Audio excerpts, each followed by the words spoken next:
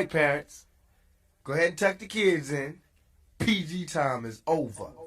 Hello everybody and welcome to Everything Paranormal Podcast Show 2021. This is episode 21 and I am your host, Paramike, and in the deep dark dungeon of the paranormal world, she is the gothic goddess. She is the dark mistress of ranting on fucking movies that should never be remade and other bullshit. She is the one and only Paralore. Damn right. Of course, probably people by now would probably call me Dr. Bitchcraft. Probably, but who knows? A club from Katya. Yes. If you don't know who that is, it's a drag queen. Yes. We're going to do some more urban legend stories outside of... my mouse is being stupid because I have a computer screen hooked up to my laptop, so sometimes it decides to get stupid. She's got some more emails that she has to read. Email news. One is basically like places that people have heard of in fairy tales and action fiction books and stuff like that. Mm-hmm. Places actually exist. Yeah. And the rest of them are just plain entertainment. Or paratainment, I'm calling it. That's right. That's our new segment on the show. Para-entertainment. No, paratainment. Oh, It's short for entertainment. Okay. My fault. Also, on our YouTube page, we've got some new people. Yeah. And I'll be giving shout-outs here on the show as soon as I can get into it. Excuse me, I had a burp. I'm also working on another project that I've been wanting to do, but it's just taking a little time to get it perfect. Been a little busy. Yeah. As most of you know, I've been talking about getting my arm surgery and everything, and I came up to a problem. Yeah. And I have two options. Option one was trying to get out to another county from one county to get my arm surgery at 5 a.m. Yeah. to be prepped and set for a 7 o'clock in the morning surgery that supposedly lasts 45 minutes of a surgery. And that's been bugging the shit out of me ever since I stated that I was going to get surgery to my arm. Well, actually, the way the doctor that wants to do the surgery put it, it's just reconstructive surgery. Yeah, I know, but it's just funny in how that a surgery to a human body part only takes 45 minutes. Yeah. When yet all the x-rays and all the little tests I've been bouncing through Have nothing to do with it. shows that it's a little bit more extensive damage to my arm than what these people are actually seeing. It's muscle damage. And it's like, it doesn't take 45 minutes surgery to fix something. No. Due to the fact if it's muscle, a vein, That too. or human tissue. Doesn't take 45 minutes. And that's been bugging the shit out of me ever since I've been going through this crap. Well. And also trying to find transportation, but unfortunately these people don't realize that the transportation service that I get from the local cancer center here in Lawrence County, Yeah. they're not a 24/7, 365 business. No. They're open normal hours. Yeah. 8 to like 5. Exactly. And it's like, this is ridiculous. Well, you were saying, if you can get a ride the day before. Yeah, that's when I thought at the time, back in January this year, would have a ride. Yeah. But the ride ended up getting totaled by a dumb bitch not paying attention. We know who that is. So, your ride described the woman, and it turned out to be Robin. So, that kind of blew. So, now I have option 2. which I've fully accepted. Doing your own therapy to get it back into alignment. It's not going to work because the way that the x-ray showed the muscle and everything, it's like jammed into the rotor cup and the bone. Yeah. Which is swollen. Yeah. So option 2 is I'm not going to get it at all. I'm just going to leave it the way it is and just keep working on keeping the muscle going. Yeah. Keeping my arm flowing and do what I can. If I can't lift it over my head like my left arm, so fucking be it. No. So well, you do have to see your cancer doctor this month, don't you? No, that's in March. Oh. This month I'm actually kind of calmed down, which is good. Okay. But everything picks back up in March, which is going to suck donkey dogs. So, I'm going to throw it over to the Dark Dungeon, and she can have some fun. Well, first, got some horror movies. Speaking of that, you were just watching one when I came home from a little grocery shopping. After yesterday, she came home because I was not supposed to go out at all for a while. Due to the fact on February 1st, you ended up with a bad migraine from hell. I get those from time to time that put me the fuck out. And I went to take care of all the business that I could do. Basically, bill paying, cell phone paying, rent paying, going a little shopping for our 3 little podcast cats. Which are all passed the fuck out. Which was very shocking to me for the first time in almost 7 years. We've lived here in Lawrence County. That I've actually seen Walmart pet department shelf out of cat litter that we buy these 3 idiots. Yeah. And I was like, holy shit. Well, when I went there... This is the first. When I went there, I think it was like the next day. Yeah, you went the next day because... It actually was full. Because I ended up slipping on snow, slush, and black ice and smashed the right side of my head. And I had a fucking headache for at least 3-4 days. Don't worry, he's And fine. I still have it. I still have that headache. That hasn't gone away yet. And I'm trying not to take ibuprofen for it. I want to see if I can get rid of it myself. Well, to be on the safe side, you did get checked at the hospital up the street from us, and they said you were fine. They said I was fine, you but just have a headache for a couple of days. It was just that it was going to be tendered. I may or may not end up with a bump on my skull. That would be called a concussion. But no, it's just like, like when when a baby hits their head on the corner part of a table and it has that egg showing. Yeah. That's what they were worried about because of my history and of 2016 when I had surgery done to my head to have the tumor removed. Yeah. They were like, well, 5%. You may just have a headache for at least a week and a half to 2. 95%, they were kind of scared of what might happen. I might have like a fucking egg on my head that was about the size of a boulder. Yeah. And they couldn't do much if that happened. Of course not. Due to the fact that I'm under 2 different doctors. Yeah. For my head. That's the one here in Lawrence County, and the other one is in Allegheny County. Yeah. So it's like, oh boy.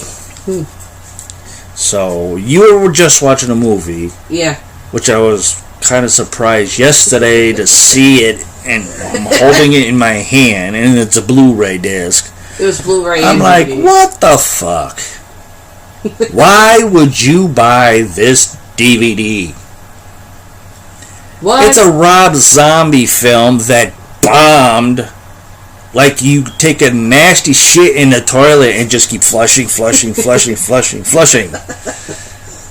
That's what this movie did. It flushed itself down the fucking shitter.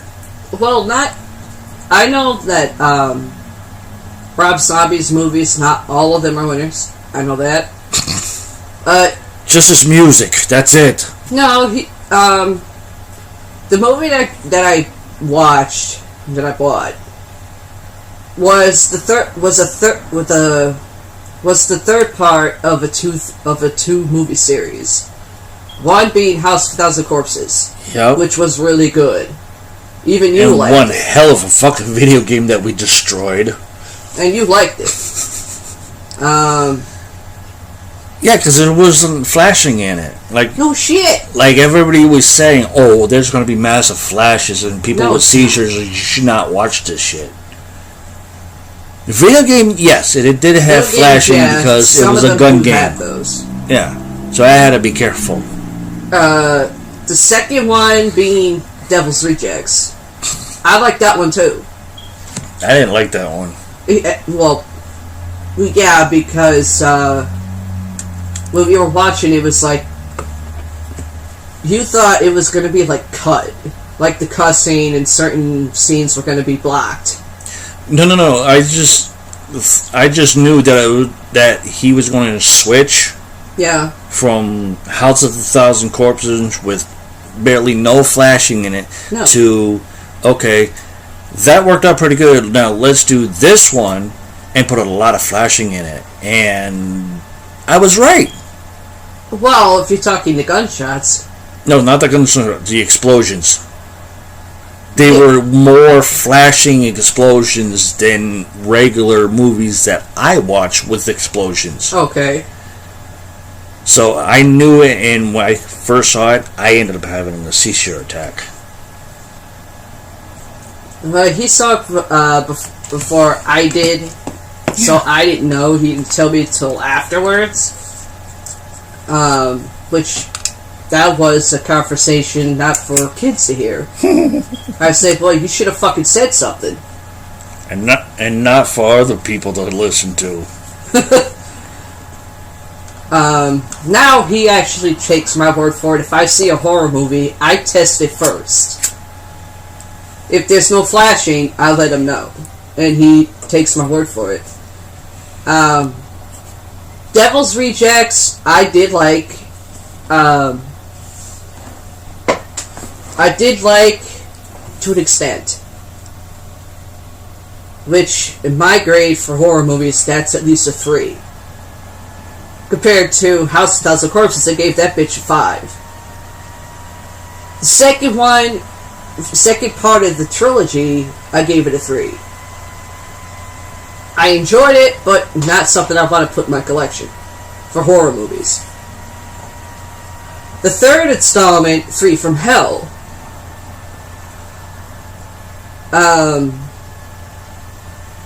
the reason I was watching it, because, like I said, with Mike's seizure condition, I watched it first to see if there was going to be any of that.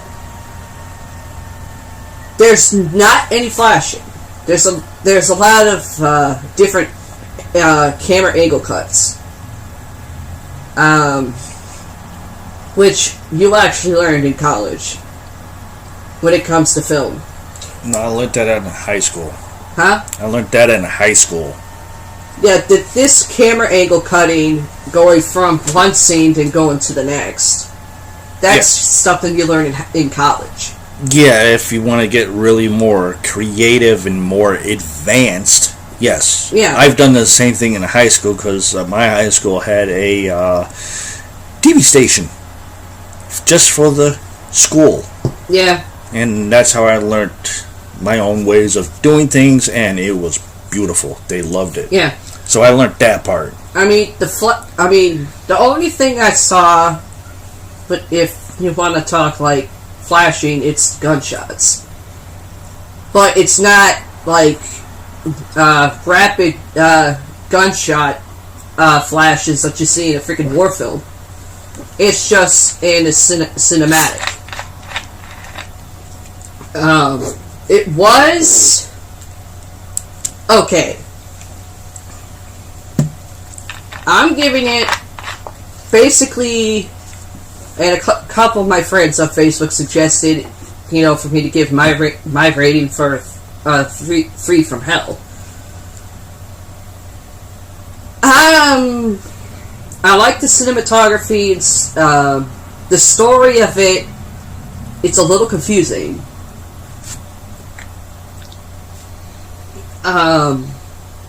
Due to the fact, the beginning of it, it's sort of like a catch-off of Devil's Rejects. When at the end of Devil's Rejects, there's the freaking fire line, and the freaking camera went to black, and it just stopped, and I hate that shit.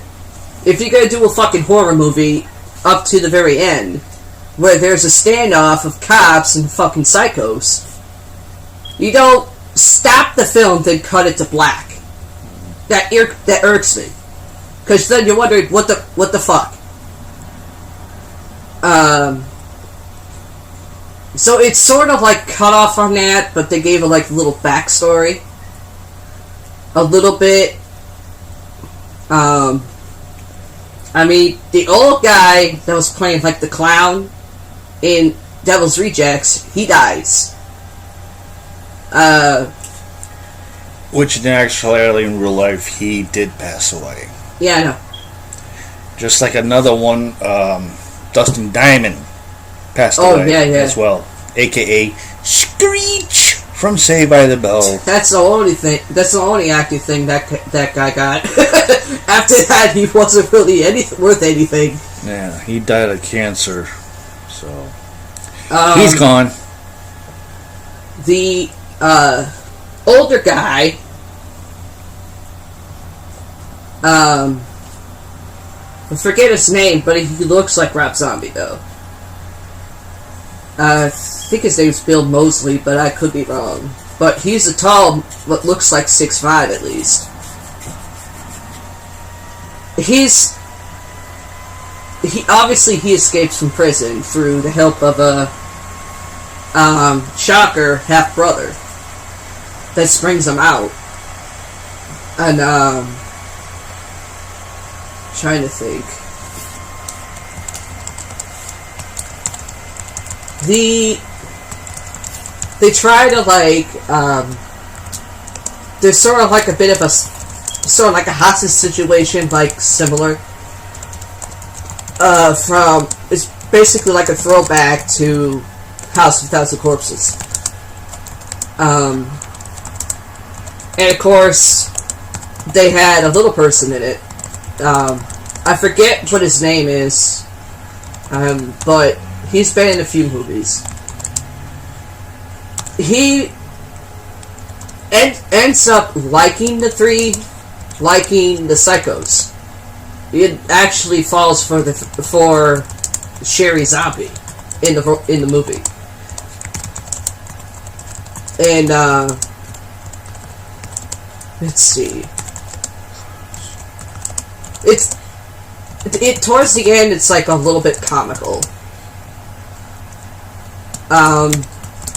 Everybody knows sword fights and sword fighting in movies. When has anybody heard of a sword fight with machetes? I mean, that was actually pretty decent. But the story, I mean, I watched it from beginning to end, and I kind of saw... It's one of those, if you watch it from beginning to end, you either get the whole thing, or you're left wondering, okay, what the hell are they doing? Where's the direction in this film? That's what I got. So, ultimately, give me like a 2.5. For my rating, I mean, the acting's pretty good. The cinematography, well, more like cinematography is good. And the acting is just that cutting from a part or a scene and then doing a freeze frame and taking it to a different scene, it's a little confusing. It confused the hell out of me. So I give that 2.5. So the rest of the news stories that I have in my emails are mainly entertainment, from movies to music artists, the whole thing.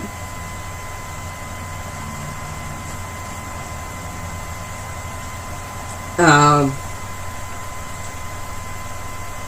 fact, I'm going to actually start off with places from fairy tales and fiction that actually exist. Due to the fact there's 31 of them. Then we'll go through the paratainment news. Legendary landscapes. From enchanting castles and haunting ruins to emotive landscapes shrouded in myths and folklore. Some of the greatest works of fiction and enduring fairy tales are based on real-world places. Hannibal, Missouri. Obviously U.S., not Hannibal the movie. The protagonist, which Hannibal, Missouri, is a place where the protagonist of Mark Twain's The Adventures of Tom Sawyer and The Adventures of Huckleberry Finn come from the fictional small town of St. Petersburg in Missouri, which was based on his own childhood hometown of Hannibal. Jackson's Island, an uninhabited river isle which lies just off the riverside town, is also a central location in the tales. Most of the action in these classic stories takes place on and by the shores of the mighty Mississippi River, as their adventures take the characters through Illinois, Kentucky, and Arkansas. That's shit you actually learn in high school when it comes to literature. Or actually you should. Dartmoor, Devon, England in the UK. Now I'm going to let that fester for a few seconds. I'll explain what it means if you don't know.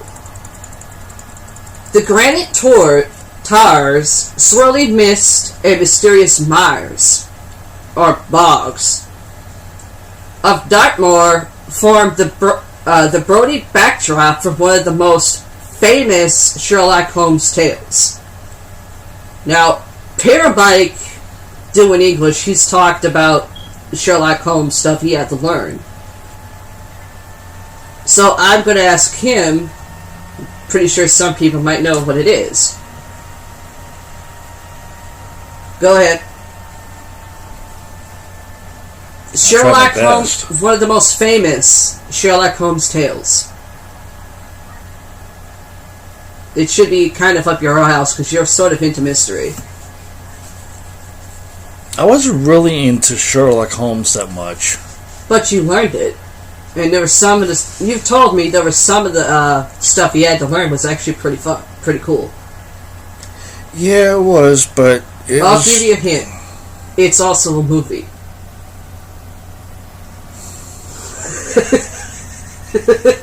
Like I said, I wasn't really a Sherlock Holmes person. Okay. The Hound of Baskervilles. I never knew that one in high school. That's one of the top Sherlock Holmes stuff you learn in English. No. Or literature. No. I never had what literature. What fucking high school did you go to? I went to I had to fucking learn that shit. I went to Springfield High School. Yeah. The Eagles. And we don't have literature like that in my school. Well, they teach that shit in English classes. Not really. Anyway. I only learned about Tales of Two Cities. Yeah. It was an okay book, just boring as hell. It's like, where's the fun? Where's the action? Where's the mystery? None. Well, How the Baskervilles is plenty of that.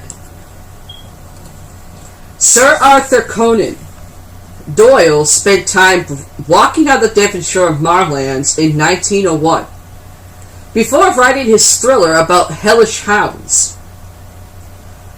The stirring and often foggy landscape is steeped in local legends and folklore, which also inspired Doyle's dark tale.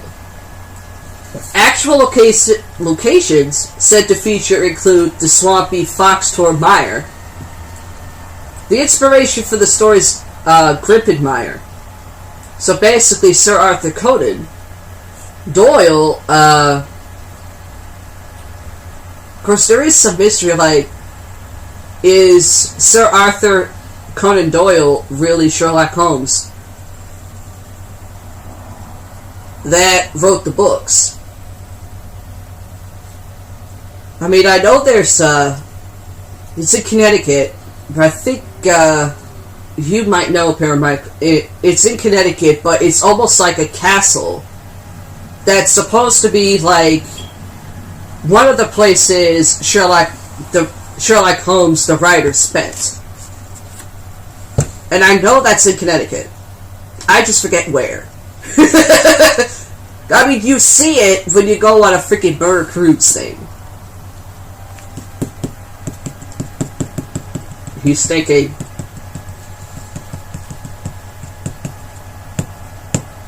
I can't fucking remember.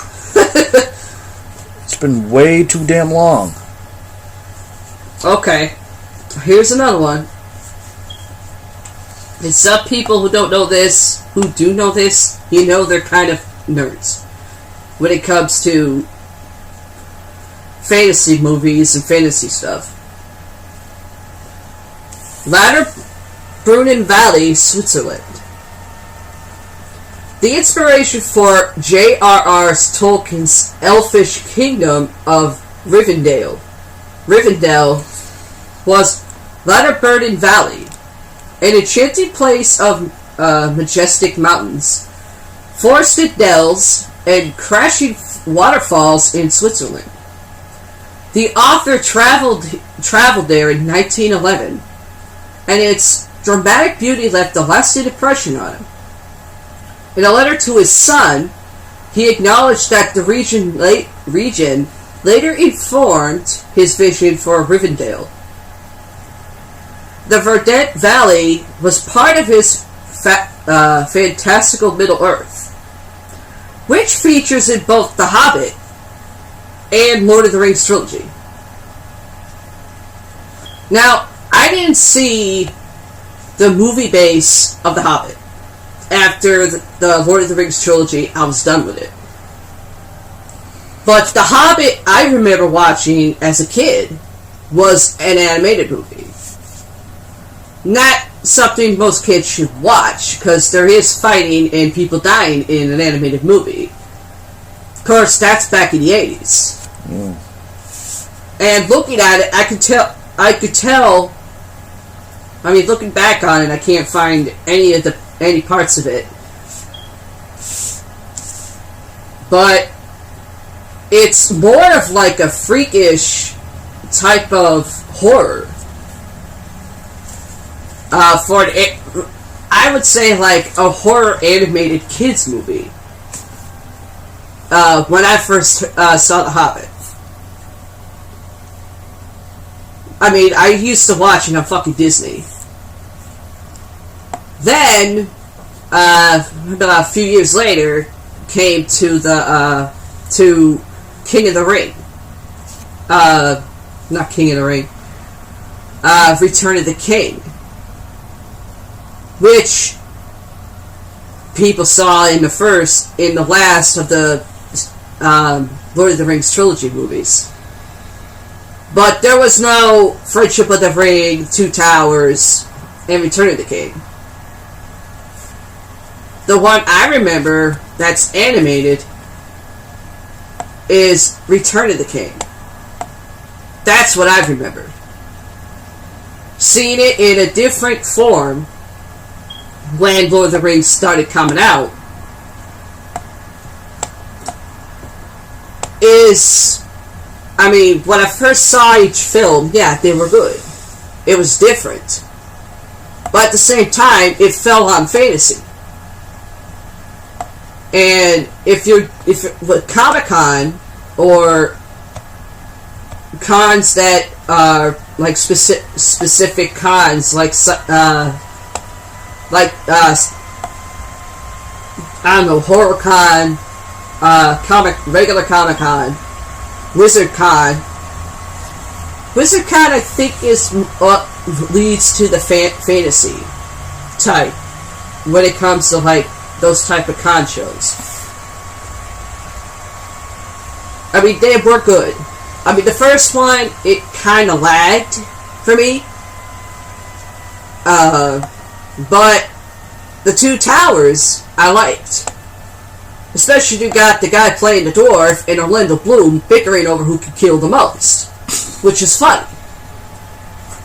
I think I just heard people go, wait, Orlando Bloom was in Lord of the Rings? Yes! All three of them! Brad Dourif. Also in Two Towers. As Wormtongue. But you didn't know it because they didn't show any of his scenes in the previews. They kept that hidden. Now, you grew up as a Brad Dourif fan before Chucky, before he became legitimately Chucky. And last episode, Pear Mike even mentioned he's one hell of an actor. And has a lot of credits to his fucking name. Even though some things he was uncredited for. Which is bullshit.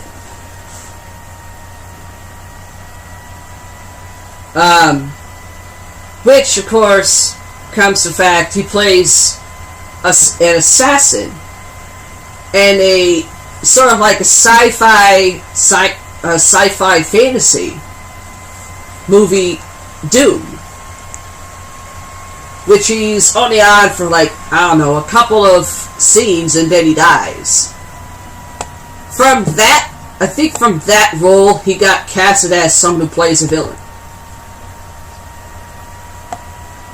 Which, yeah, I can understand why he was characterized as someone who could play a villain. But not all of his movies, he's a villain. For example, Curtis IV, he wasn't a villain in it. He was playing the computer nerd. So, you kind of see, if you look at his bio, I mean, I had every movie that Brad Dourif is in. It's just the DVDs when we moved down here all got fucked. You see him progress in each film. His first film ever, he was with, which I'm actually going to ask Paramount, because it's sort of like retraining of the brain when it comes to remembering, because I have to do that even if he hates it.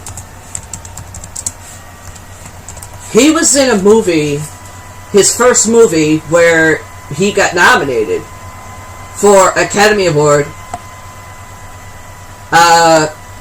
nominated and won a British Award, and nominated as an Oscar. And he was with Jack Nicholson in it.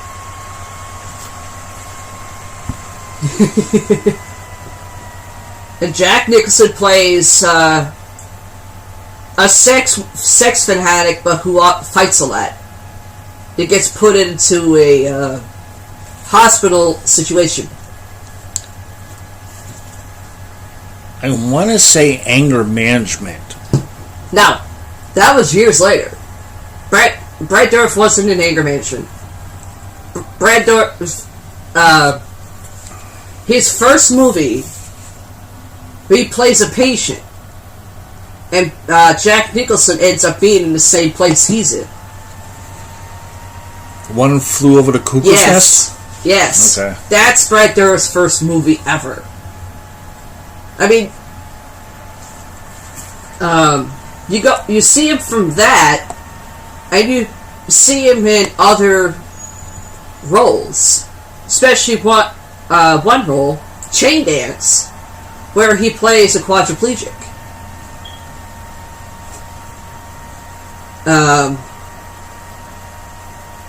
That time goes by, he's in TV shows. He is in one episode of Murder, She Wrote. I don't know what season it is, I just know he's in one of the episodes, where he plays a freaking priest, or traveling reverend or something.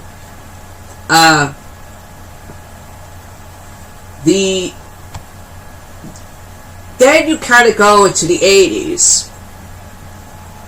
I mean, Critters, I believe, came out in the late 70s. And Critters 4 came out in the early 80s. Then, in 88, he plays in a movie with Whoopi Goldberg as a bad guy, but he's also a drug lord. And which is Fatal Beauty. Then you go from Fatal Beauty, and then Chucky's born. I mean, he's done other stuff in between those movies. I mean, if you're talking Chucky, you're only hearing him. You're not seeing him, you're hearing his voice. But people actually, if they have an imagination, they can actually see him through his voice through a doll.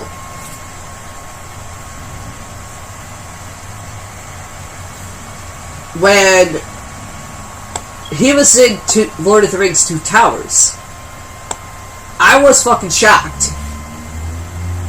I mean, I saw his face, but of course he had makeup on. And he changed his voice a little bit, almost like an accent.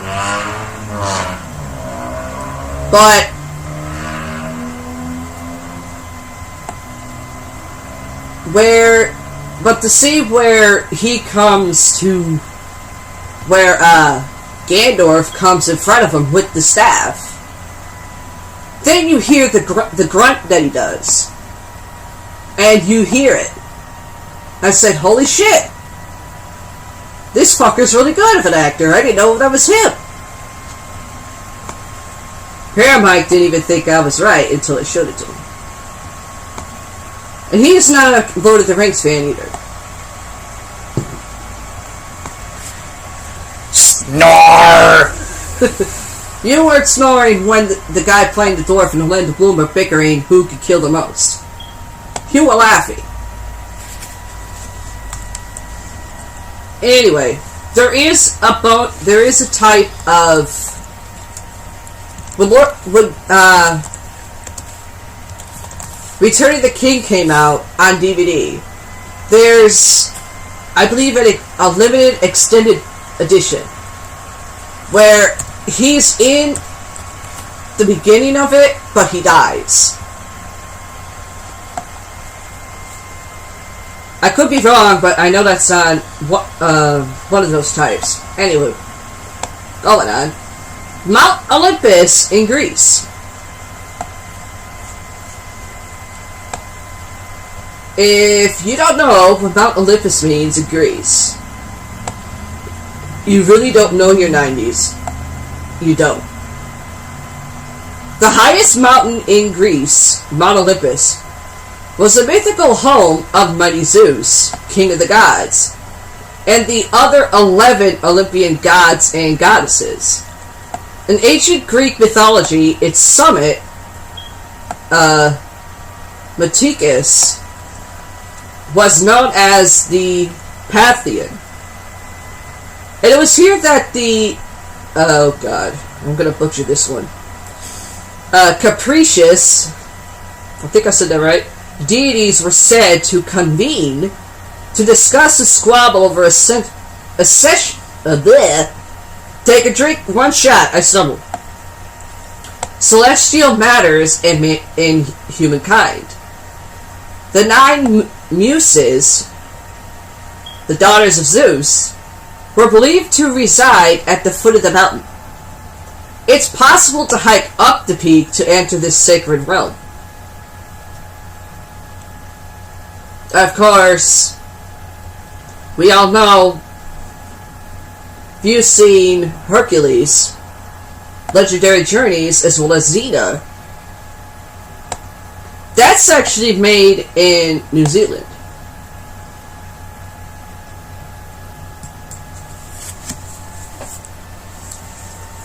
Oh god. If you don't know this next one, you really don't know your shit literature, and you need to start reading a book.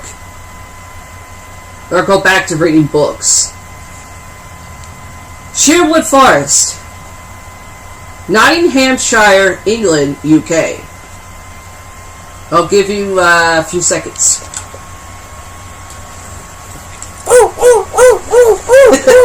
Yes, dear? Robin Hood! Men in fucking tights! Well, that's one version. Leafy Sherwood Forest. That's what he said. That's what she didn't say. In Nottinghamshire is bleh. 2 shots, a stumble twice. Inextricably, 3 shots, linked with one of England's most enduring folklore tales. That the legendary outlaw Robin Hood, who stole from the rich and gave to the poor. Theories abound as to the truth behind the tale. But whether Robin existed or not, the forest has a far-reaching history as a royal hunting forest that was used by many Norman kings, including King John and Edward I. The vast and ancient Major Oak, said to be where Robin and his band of merry men took shelter, is now a visitor attraction.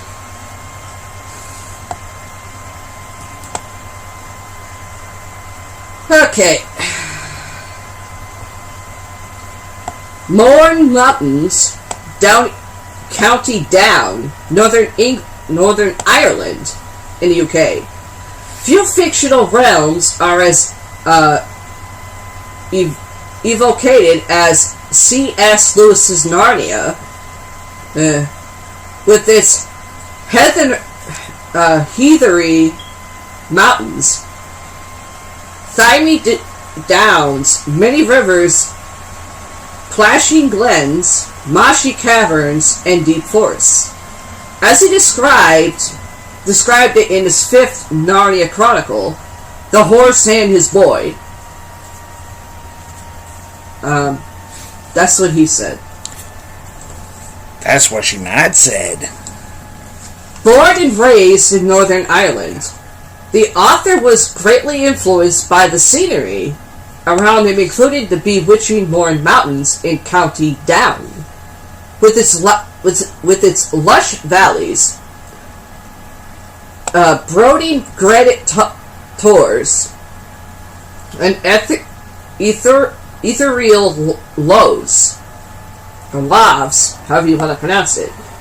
It's easy to imagine giants, dwarves, and wicked queens roaming the dramatic landscape. Okay. Narnia's Chronicle books, was not into them. Even though the guy, he was the best author. But he can't beat Bram Stoker. Bram Stoker's from fucking Ireland too. Troy, Turkey. It's now widely agreed by historians that the ill-fated city of Troy from Homer's the Iliad actually existed. The Greek poet's vivid depiction of the almost impenetrable walled city and its noble citizens, who were besieged for 10 years, making it one of the most famous cities in classical literature. Helen, Paris, King Priam, I didn't stutter, that's King Priam, and brave Hector may be mythical, but Troy was not, and the ruins of the Bronze Age settlement can still be seen today as the archaeological site of Hisarlik. That's what he said! That's what she did! Which sits on the Hukak. That's what he didn't call it. What? I wonder about that one now. Well, it's literally spelled K-U-C-U-K. Kukak.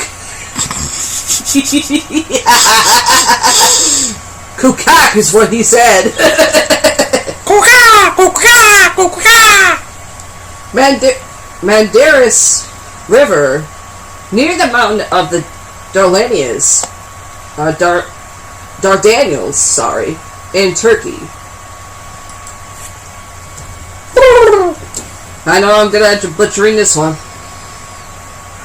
Get your shots and your fucking drinks ready. Require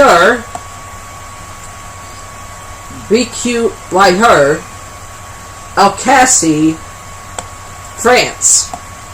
I'm not gonna even try to repeat that shit. Strolling around this Alcastian town is like walking right onto a Disney set. Blech! That's what I think. Except that Recuwahur is completely authentic. If it looks familiar, that's because it is. Disney animators visited the medieval village when filming the latest version of the fairy tale Beauty and the Beast, which was originally written by 18th century French writer Gabrielle Suzanne Barbeau de Villeneuve. That's a long ass name. Their creative vision for Belle's hometown was undoubtedly inspired by its colorful half-timbered houses, cobblestone marketplace with a fountain, and church spires.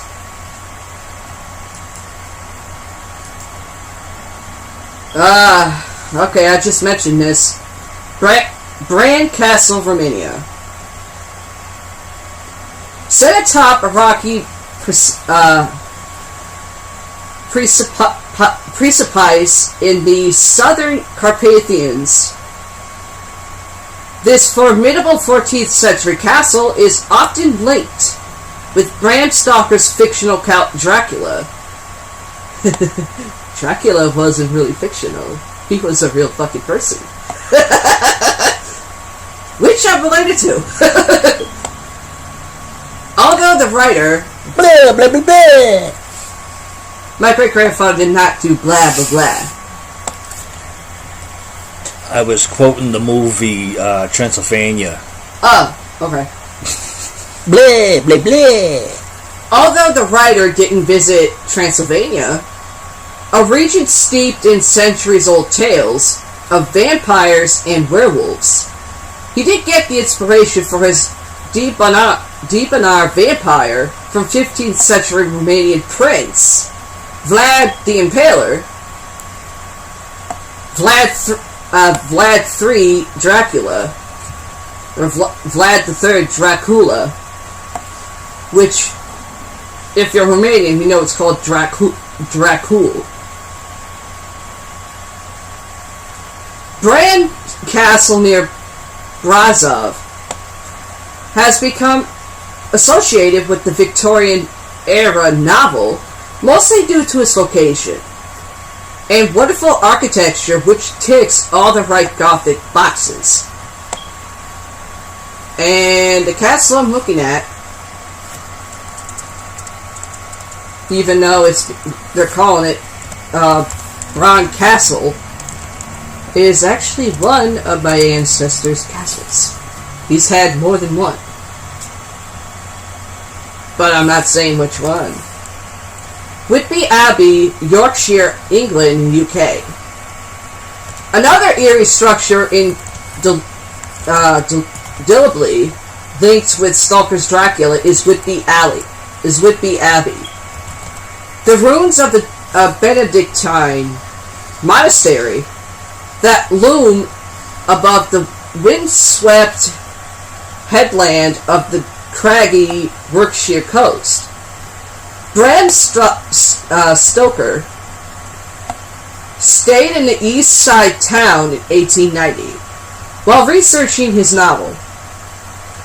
He would almost certainly have heard tales of a shipwreck that happened off the coast 5 years earlier. It was a Russian vessel called the Dmitri, which came from Narva. This was to become the Demeter from Varna that carries Dracula to Whitby in Stoker's story. And it also was in Mel Brooks' version. Dracula Dead and Living It. The Yorkshire Mires, England, UK. The wild and bleak scenery of the Yorkshire Mars, or Moors, however you want to pronounce it, are central to Emmy Bronte's Wuthering Heights. All the Bronte siblings were both inspired and oppressed by the haunting beauty of the Mars that edged their isolated home in Haworth, West Yorkshire. I'm saying it the way I want to say it. The ruined farmhouse of Top Withens, which looms out of the Browning moorland nearby the Bronte parsonage.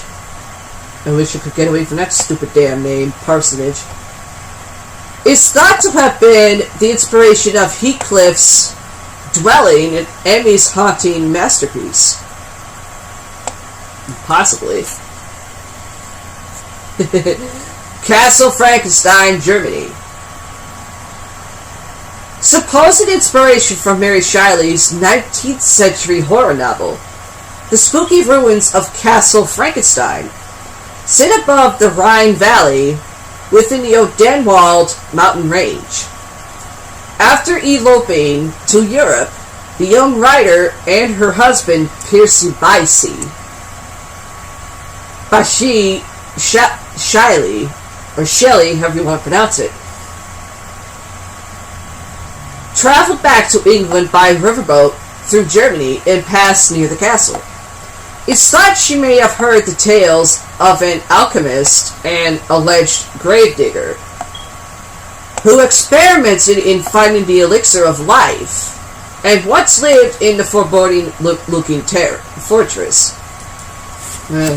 Possibly, but also looked like a movie set. Ashdown Forest. In England and the UK.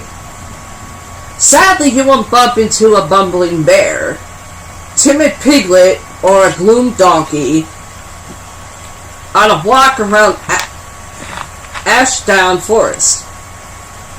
But you will see people playing poo sticks.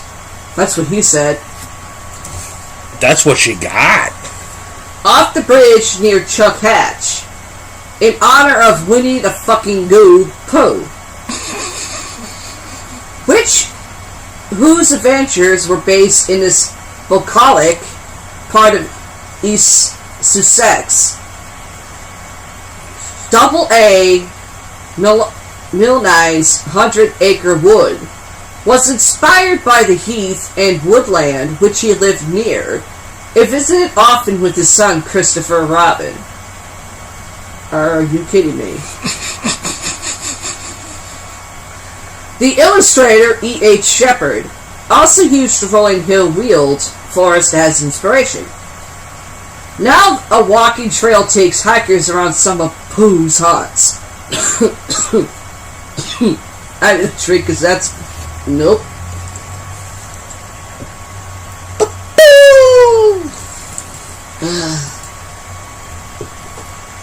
I don't know why people think with Disney Winnie the Pooh's justified. If you got anybody with the last name Pooh, he is not fucking Disney. I don't give a shit. Or a poo. King's Cross Station in England, UK. Okay, so platform 9 3/4 may not actually exist. Aside from a plague outside the memorabilia shop to lure Potter fans.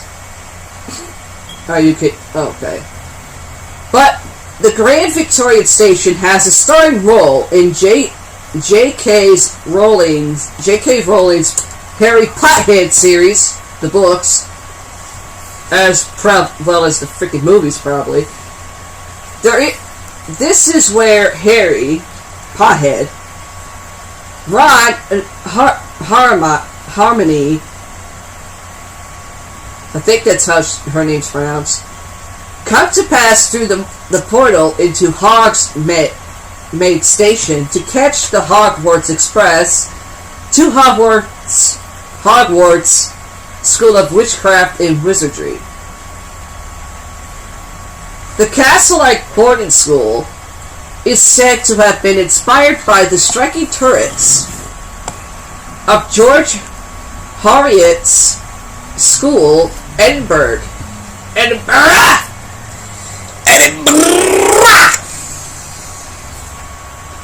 Which handily you can catch a direct train to from King's Cross.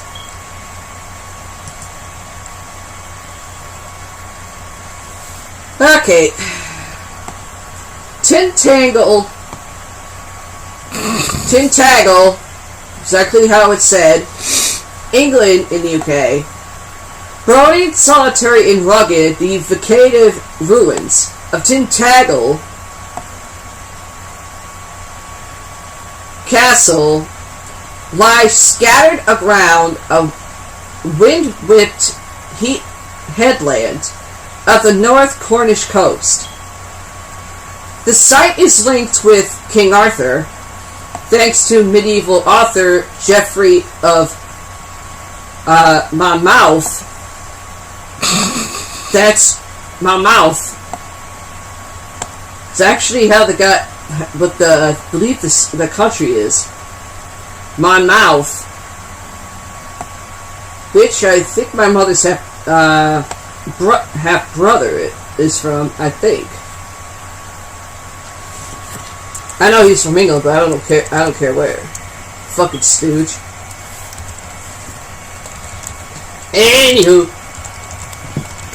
as the place where the legendary king of the Dark Ages was conceived. The ruins are from a 13th century castle, but Tintagel's rich history dates from the 5th to the 7th centuries, when it was an important Cornish stronghold. Now, an imposing bronze statue clutching a sword commands the cliffside. That ain't bronze. Okay. Hilltop Farm, England, in the UK. Beatrix Potter's magical tales and drawings of Peter Rabbit. Peter fucking Rabbit! And his friends have captivated children for generations. Not me. She often vacationed in the Lake District and, after enjoying some success, went on to invest in farmland in the region. including Hilltop Farm in near Saray. It went on to become a feature in many of her tales, and she bequeathed it to the National Trust. That's what he said. That's what she did from the rear end. Queefed. The charming house remains exactly as Pothead left it, as does the vegetable garden. With its beehive, they could stay over there, flower pots and old-fashioned garden tools, visitors half expect to encounter an angry Mr. McGregor as they explore. Alrighty then. Onst, Scotland. Okay, now we're going to Scotland. Do you mind, Patches? You're hitting my mic stand. With its frothing seas, soaring cliffs, and grassy plains, it's easy to see how Unst is basically UNST. That's how it's spelled. That's how it's said. Could fire up the imagination. The solitary Shetland Isle, the most northerly island in the UK, is said to have been a source of inspiration for Robert Louis Stevenson's Skeleton Island, a lot for his classic tale of adventure Treasure Island. And that would be before the Muppets there was a Muppets Treasure Island. When he was young, the Scottish writer occupied his father, who was a lighthouse engineer, to inspect one of his lighthouses in Unst.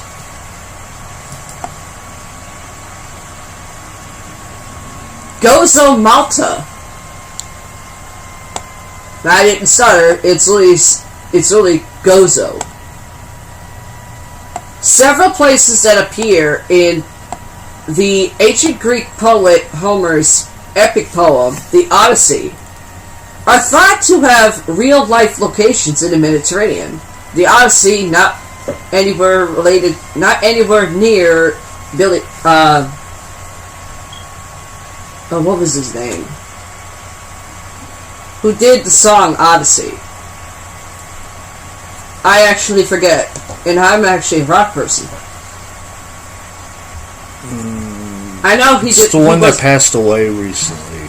Yeah, he didn't pass away recently. He passed away quite a few years ago. Yeah. I know he was in Labyrinth. Your adoptive father passed away 2 days later. Yeah, that's who I'm trying to think. Because I know he was in the movie Labyrinth. Yeah, was it Billy Idol? No, Billy Idol's still alive. No. I know his name is Billy. I forgot now. Damn. Oh, wait. He wrote the insert message in the beginning of the Breakfast Club. I know it's not Billy Idol. I know he's still alive.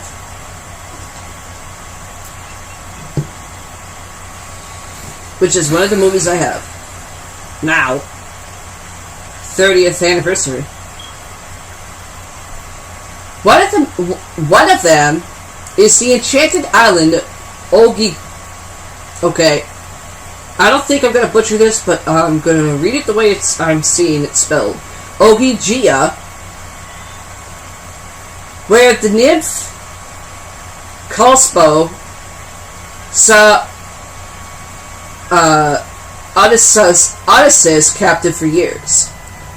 Its real location is laid claim to be a few places, including the Croatian Isle of Miljet and Gozo in Malta, the Kalpso cave in the latter, set inside a cliff overlooking the island's Ramla Bay, is said to be where the smitten nymph imprisoned the embattled Greek hero.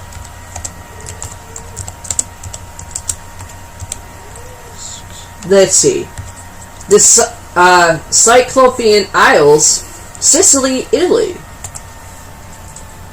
Another real-life location linked to Homer's The Odyssey is the three giant, jagged sea stacks that loom out the sea off Sicily's east coast.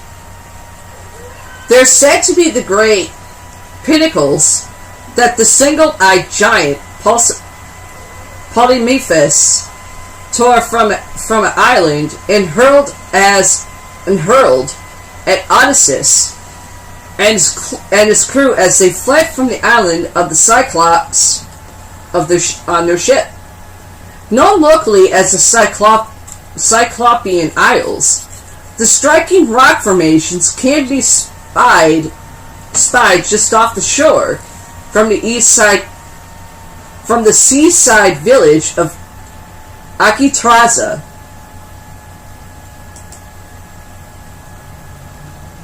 Elaine Shona, Scotland, UK. Oh god, I've really got to quote this from a goddamn movie. Second to the right, straight on till fucking morning. Hold on. What? The person you were talking about that did Odyssey? Yeah. That passed away in 2016? Yeah. David Bowie. Okay, thank you. That's the one. Because I just, typed in to the search engine death list of 2016. Yeah. And I went through IMDb. Because they have a list of it. Yeah. And I found him, and it said Labyrinth as a soundtrack. So I clicked on it, and there's a video of him with this long blonde hair, this makeup that kind of looks like what yeah, he was like a sci-fi nerd.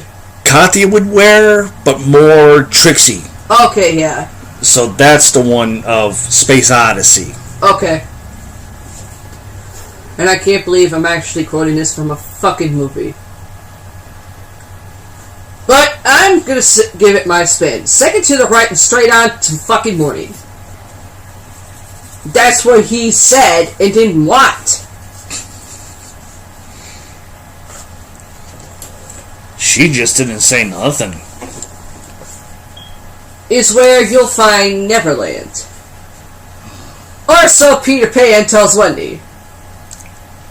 Which I'm actually going to say there are many different variations of Peter Pan. I know this. I know that much. Which most people don't realize. There are many variations of Peter Pan. Many. But there is a striking resemblance to Peter Pan and the Pied Piper. Pied Piper used the fucking flute. And so don't Peter Pan, who knows how to blow a flute. But its real-world location is more earthly. Elaine Shona, a tiny isle off on the west coast of Scotland, is thought to have inspired J.M. Barrie's fantastical land. The Scottish playwright and author rented the island for a vacation and wrote the screenplay for Peter fucking Pan while staying there. It's now an exclusive island retreat owned by the DeVrox Branson family, so you can stay there too. How about now? Long Island, New York City. In the U.S., of course. The fictional townships of West Egg and East Egg that appear in F. Scott Fitzgerald's The Great Gatsby are based on Long Island's Kings Point and Sands Point.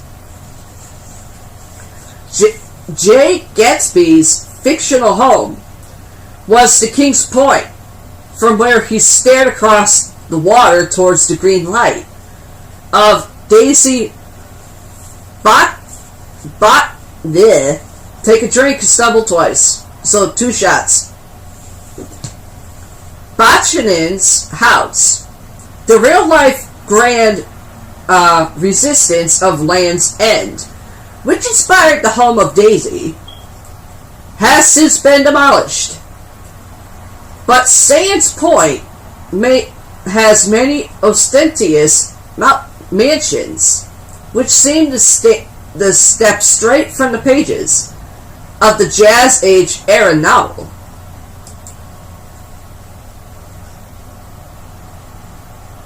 Hamelin, Germany. Hamelin is another place connected with the Grimm's fairy tales. All crooked timbered houses and little lanes and Lower Saxony town is the setting for the tale of the Pied Piper, which I mentioned with Peter fucking Pan. A story inspired by medieval folklore.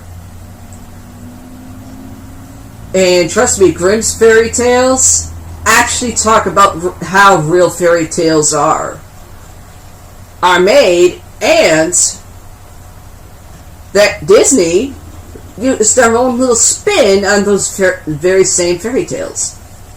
So Disney decided to break it to some of the little kiddies who are hearing from some parents who don't care.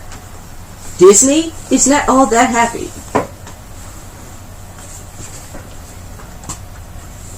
It certainly embraces its legendary status, with rat trails marking the way to various Piper-themed attractions. It's one of the many locations on a 375-mile, that's 603 kilometers, fairy tale route through some of hilltop villages, cobblestone towns, and dark forests that influenced the Grimm's dark and magical tales.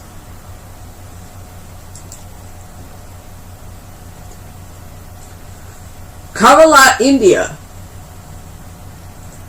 with its languorous and sensuous descriptions of the mangrove-lined rivers and sleepy backwaters of Kerala, the god of small things. That's what he said. And she cried over it. Debut novel of writer Arundhati Roy put the southern Indian state firmly on the travel map. The author spent most of her childhood on the tropical east side coast and based her 1997 Booker Prize-winning novel around the village of Aynaman in the Kottayam district where she lived. I think I just sprained my tongue on that one. Sleep Heath, England, UK. The Wessex that forms the backdrop of many of Thomas Hardy's novels was named after the old Anglo-Saxon kingdom, with fictional towns and villages inspired by real places in southwest England. Hardy was born in Dorchester, Dorset, and wrote many of his early novels at his thatched cottage on the edge of Thorncombe Woods, which opens onto Heathland.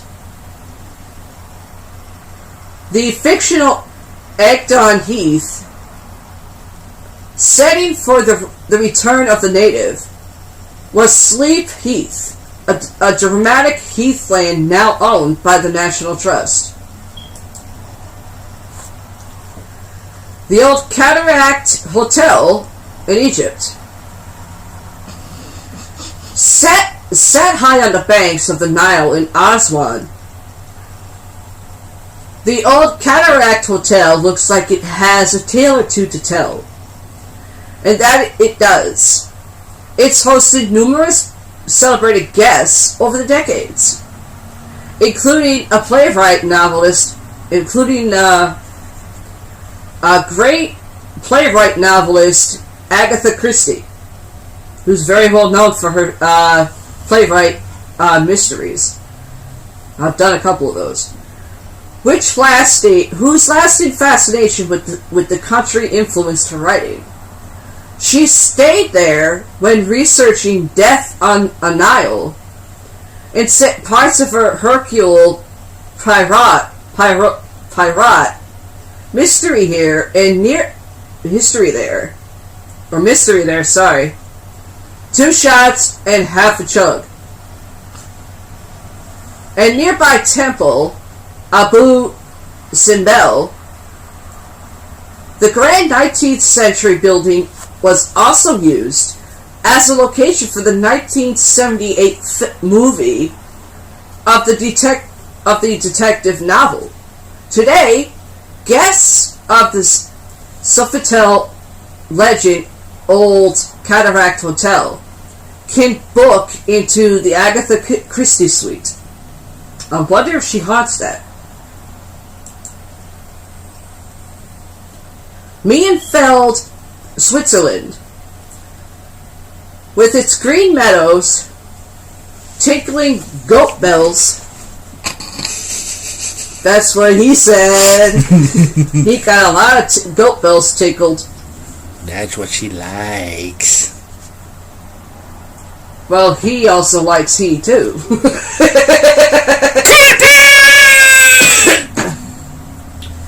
Meienfeld was the setting for Johannes Spyri's classic childhood story Heidi. Which version? Shirley Temple version or the animated? Set in the late 19th century, it centers of a little orphan girl who is sent up into the Swiss Alps to stay with her grandfather in a humble wooden chalet. Now, fans of the quaint stories can step back into a world at Heidi's village, which sits above the historic town in the Bunder Herrschaft region of Brabandy, complete with replica chalet, classroom, and barn with goats and chickens. Cartagena, Colombia. Colombia imbues the pages of Gabriel Garcia Marquez's evocative novels, and although it's never mentioned by name, the Caribbean city of Cartagena appears often. When writing as a reporter in 1949, Marquez was sent to the Santa Clara convent to cover the story of a crypt being uncovered during an excavation. It inspired his book of Love and Other Demons. Now a hotel, the former convent has a special hall in memory of the Pulitzer Prize-winning novelist. His seafront house also appeared in Love in the Time of Flora. Walking tours now take fans around his old haunts and book locations in the old walled port city. Okay, so this guy that I just read was actually a romance novelist that used supernatural stuff in his romance novels. Interesting. Svalbard, Norway. I know I butchered that, sue me. With polar bears outnumbering humans, majestic mountains, surreal glaciers, and stark mining towns, the far-flung Arctic archipelago of Svalbard is one of the many real-life locations, given a magical edge in Philip Pullman's fantasy trilogy, His Dark Materials. Okay. This is where heroine Lyra Belacqua comes on her journey to the far north to rescue her friend Roger, seek advice from the witches, and enlist the help of armored polar bear Lorek Barnison. Seeing the Aurela Borealis dance above this icy Norwegian wilderness really is like seeing into another world.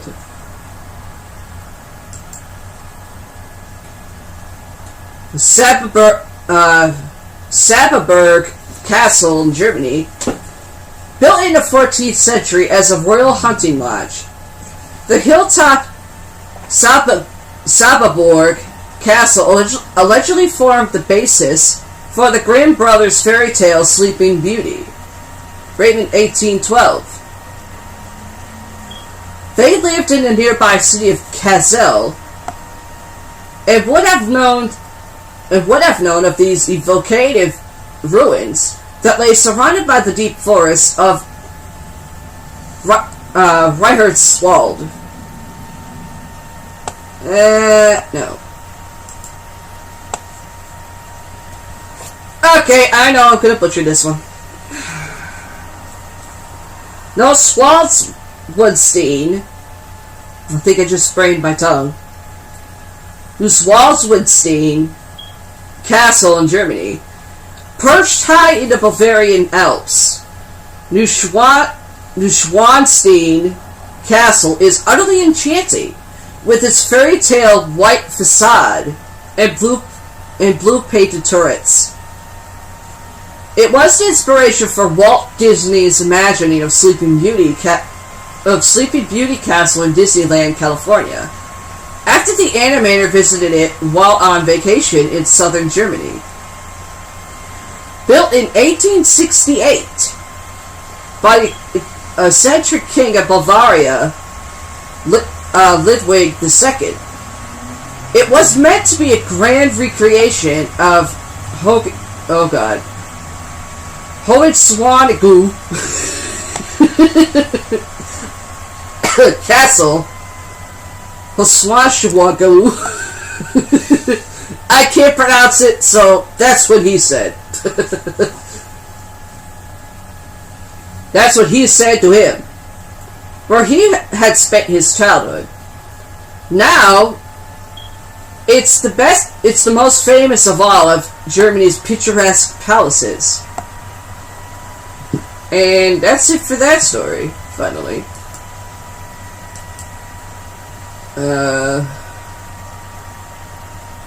Now, I'm going to take a breather. Paramike's going to do some urban legends. Before I get into the paratainment news.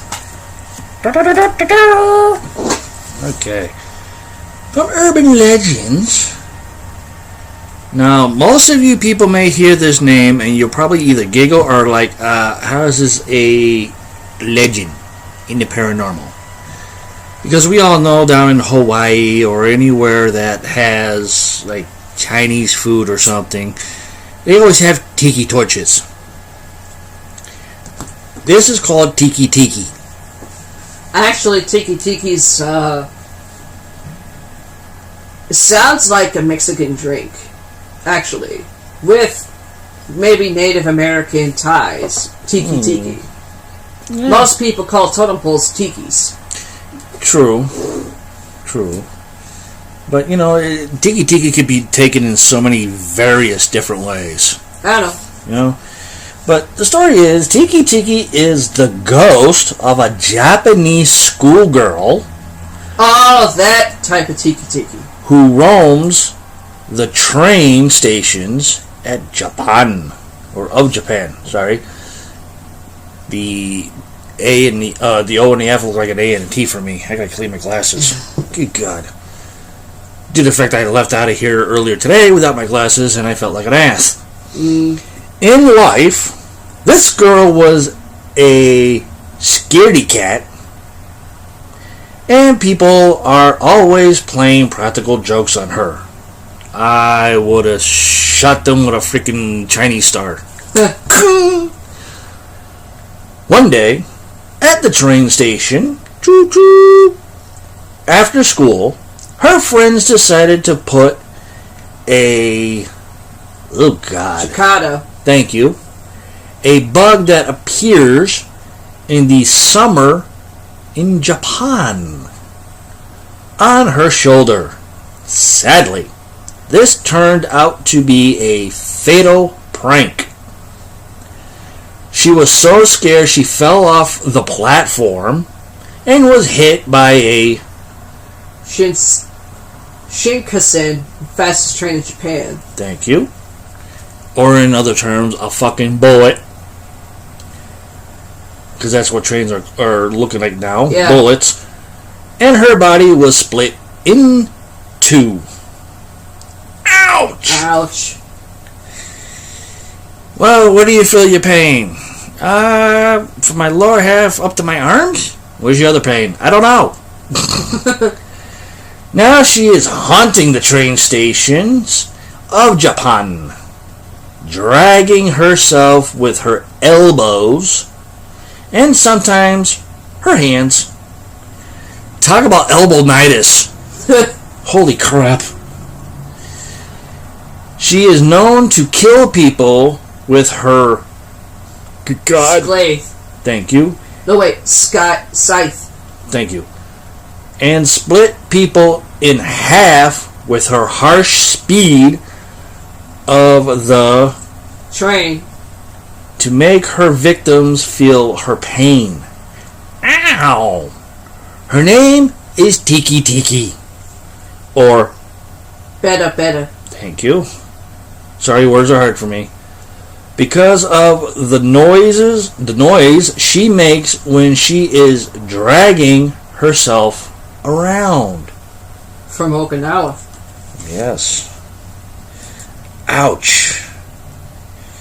Well, instead of a splitting headache, a splitting body in two? Yeesh. That might give me nightmares. Oh, the one underneath it's interesting. Oh, good granny. I didn't even see that one.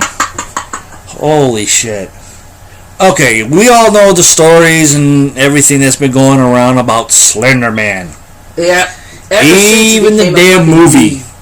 Ever since it became my freaking internet meme for creepypasta.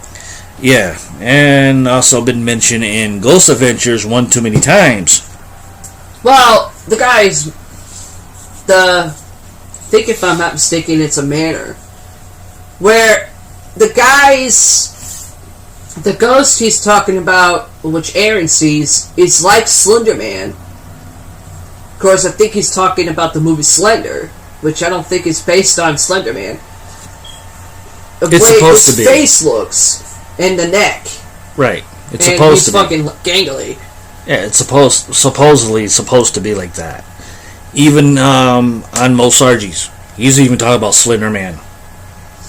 Yeah, but the place he mentioned a couple. The place he been to that he called Slender Man Forest is basically because of what it looks like. That in Slender Man's house, which I have seen. Yeah, so haven't I. But I haven't seen on anybody else's, like CJ Fason's and Dirty Sunny Deeds. And it was like,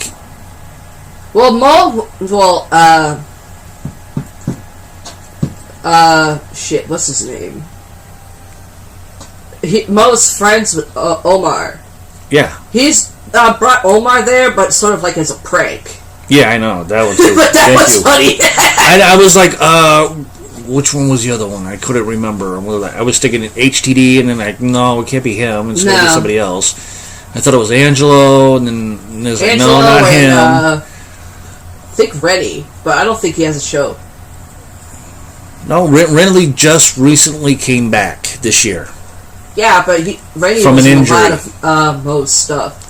Yeah, but then he ended up getting injured and everything, and now he's just returning back He with got hurt the crew. again.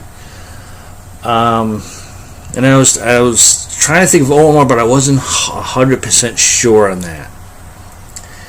But there is a YouTube video here. Unfortunately, I can't play it Of course not. because we do have a YouTube channel, and if I play it, I'll probably get copy striked just for playing it. But it goes on. The Slender Man is believed to be a man dressed in a black business suit, like the ones worn in Men in Black, Yeah. and is about 6 feet tall. Shockingly, they say Men in Black, but they're also forgetting one other one. Secret Service. Not those idiots. CIA, FBI. No, Men in Black is a movie. Yeah, no shit. Okay, and I was thinking of a video game that I have called Hitman. Okay. That guy is, bald headed and everything. He's about 6 foot tall, and he wears a black suit. It goes on. The Slender Man was a man who was beat with a log. How the fuck can you beat somebody with a goddamn log? A big ass tree. It's impossible. I'm probably thinking that people are mistaking the fucking log for a big ass tree branch. Maybe. But it goes on. He was stabbed with a 2-foot stick and hung from a tree with his arms, hands, legs, and feet all pulled out of its sockets. Oh. Ow! That hurts my freaking shoulder blades. Good God. Surprised they didn't take the other leg and pull it straight out. That would really screw you up. Although now it reminds me of a Ghost Adventures episode. Almost like the same way of the long neck. Yeah. Gangly arms. Edward Snowden. Edward Snowden. He had a long neck. Oh, Snowden, yeah.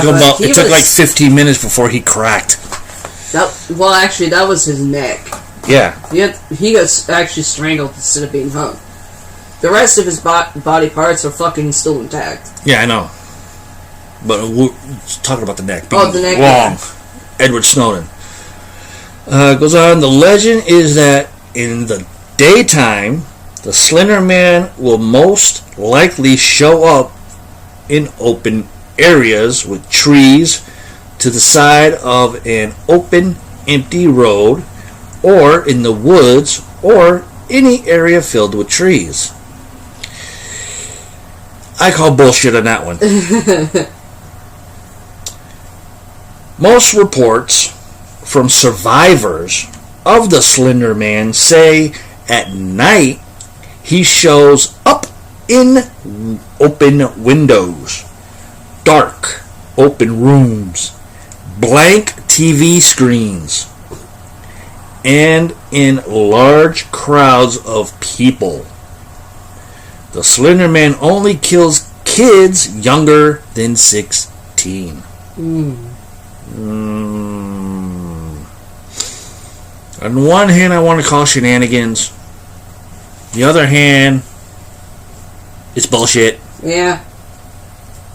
But who knows?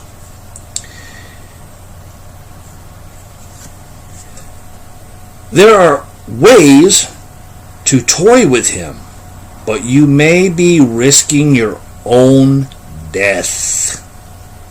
His arms, legs, fingers, and toes will stretch so that he is up to 34 feet tall with a bone-breaking sound. Okay, we went from 6 feet to now 34 feet tall. Imagination. Either that or somebody's trying to freebase the story. That or they're like talking like freaking Freddy Krueger. Because he actually knows he can do that. Yeah. If he appears to you, turn away. He has the power to control your body. When you wake up, you will be tied up, laying down in the woods where he was killed. A 547-pound log will be hanging over your head. That's a big freaking heavy tree. Yeah. He will ask you a question. If you get the answer right, he will break both your arms and legs. How the hell does that work? Don't know. If you answer the question correctly, Slender Man breaks both your arms and legs? Mm-hmm. Normally, if you answer a question correctly, they release your ass. If you get it wrong, he will slowly stick his fingers down your neck and pulls out your heart. Now that I can understand. Yeah, there's other versions here too. That came from Detroit, Michigan. Oh God, other versions. I'm getting tired of seeing those. Let me see. There's 1, there's 2, there's 3.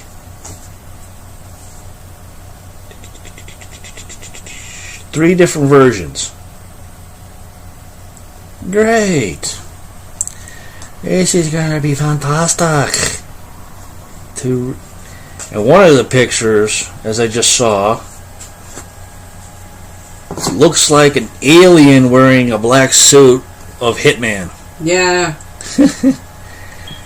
Okay, we're going to go up to the first, another version. I was walking home at 11:34 p.m. with my mates, and as we walked, one of us got a feeling that someone was following us. We had to go through the woods to get to my house. Over the hill and through the woods to Grandma's house we get eaten. My friends continued to worry, but we kept going until my friend slowed and turned to take a picture of whatever was making the noises behind us. The flash revealed a tall, many limbered figure standing close by watching us. We started to run, and I was the only one from the group who made it home. That came from Bizal Green, wherever the heck that country is. Don't know. Second version. I was walking home when I saw a strange shape near the woods. Being more curious than smart, I went in a little deeper. That's what he said. That's what she liked. To find what it was. I saw the tip of a man's fingers. Spell check, asshole. And as I looked behind a tree, I saw a man in the suit with skinny, multiple limbs coming out of his back. It sounds like Spring Hill Jack. That sounds like Spring Hill Jack. It sounds like a necromorphic from one of my other games. I started to run, but his outstretched arms made me feel welcome. Okay, this version just took a freebase. No shit. I started to step towards him. When I heard a scream and saw my little sister watching, I ran off with her, and every time I go near the woods alone, I see the tip of a man's hand. Fucking spell check. And this comes from Black Flute. I don't even know how to pronounce that name. I think it's Arabia or something. I don't know. But it's BLACKFALDSAB. Could be Alberta. I don't know. Don't know either. And now the last one. Supposedly this picture was taken March 3rd, 1990. Yeah. And everything. And like I said, it looks like Hitman himself, but with an alien head.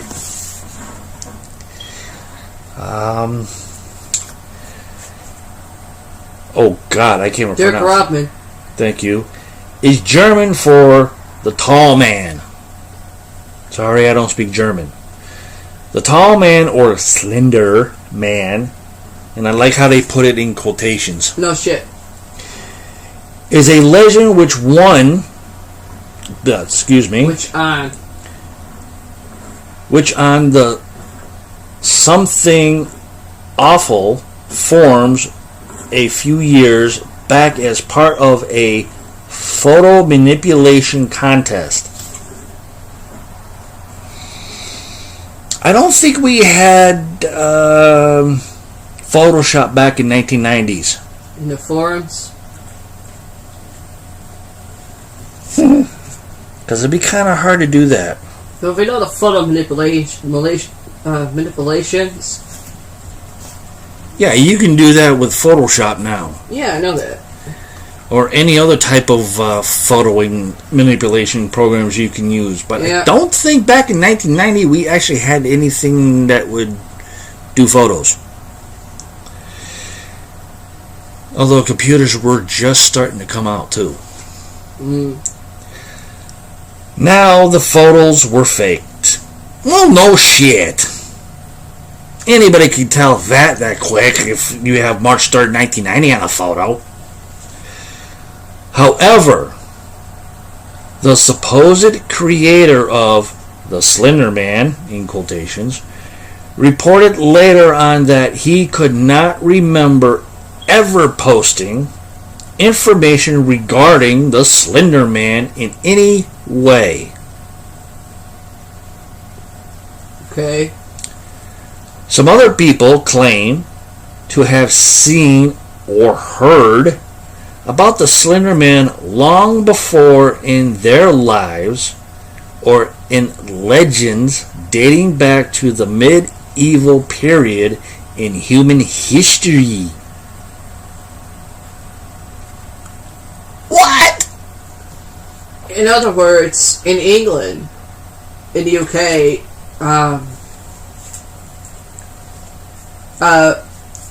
a past guest that Dave Schrader had on Darkness Radio, when they were on the radio, he had a guest on there that spoke of Spring-Heeled Jack, which is supposed to be a version of Slender Man. Yeah, I remember that. Years and years ago in England. Yeah, I remember that. Now, I know about medieval period. Yeah. And I know they used to make torture devices. Yeah.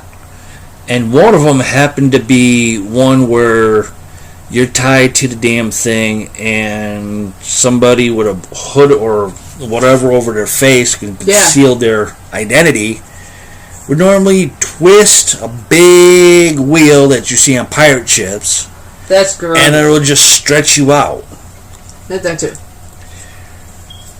But that was never called the Slender Man thing back in medieval period in human history. Goes on, such as folklore concerning D. Grobman. Dirk Grobman. Thank you. Roaming the Black Forest. Okay, now we just went back to fucking Robin Hood. Der Schwarzwald. That's not anywhere near there. May the Schwartz be with you. Our smart's bigger than yours. I like to munch on it. Sorry. Getting a little stupid here. And snatching away children who disobey their parents. There could be a scare tactic. I wish we could snack away everybody Bleh. for committing crimes, aka Republicans, Democrats, lobbyists, everything else. The myth goes on to state that the tall man was probably a child molester who was strung about the trees as punishment for his crimes. His spirit is said to have survived and continues to prey upon the young. That took a massive direction change from the last one. The tall man, in quotations, is generally depicted as an unusual tall. He can grow to different heights, capable of blending in with the trees of a forest, and completely bald figure sporting a business suit with either a red or a black tie. He has no eyes, nose, or ears, and has a very wide grin running from one side of his face to the other, or no mouth at all. So let's go back to the original. It did say screaming, right? Something like that. This one says, or no mouth at all. Some people probably... Then how does... Hold on. People probably from the legends they've heard about, some probably heard of a mouth, some probably didn't hear of a mouth. But where would the scream come from is the question. I could understand he having a mouth to scream, that's understandable, but this one here says, or no mouth at all. Then how did they hear the screams? Yeah, I guess as good as mine. In some cases, he is reported as having a hat, testicles. Tentacles. Where do you get testicles from tentacles? Sorry, my eyes are shut. Or multiple limbs sprouting from his back, which he uses to ensnare, grab his prey. Oh, that would be a nephomorph.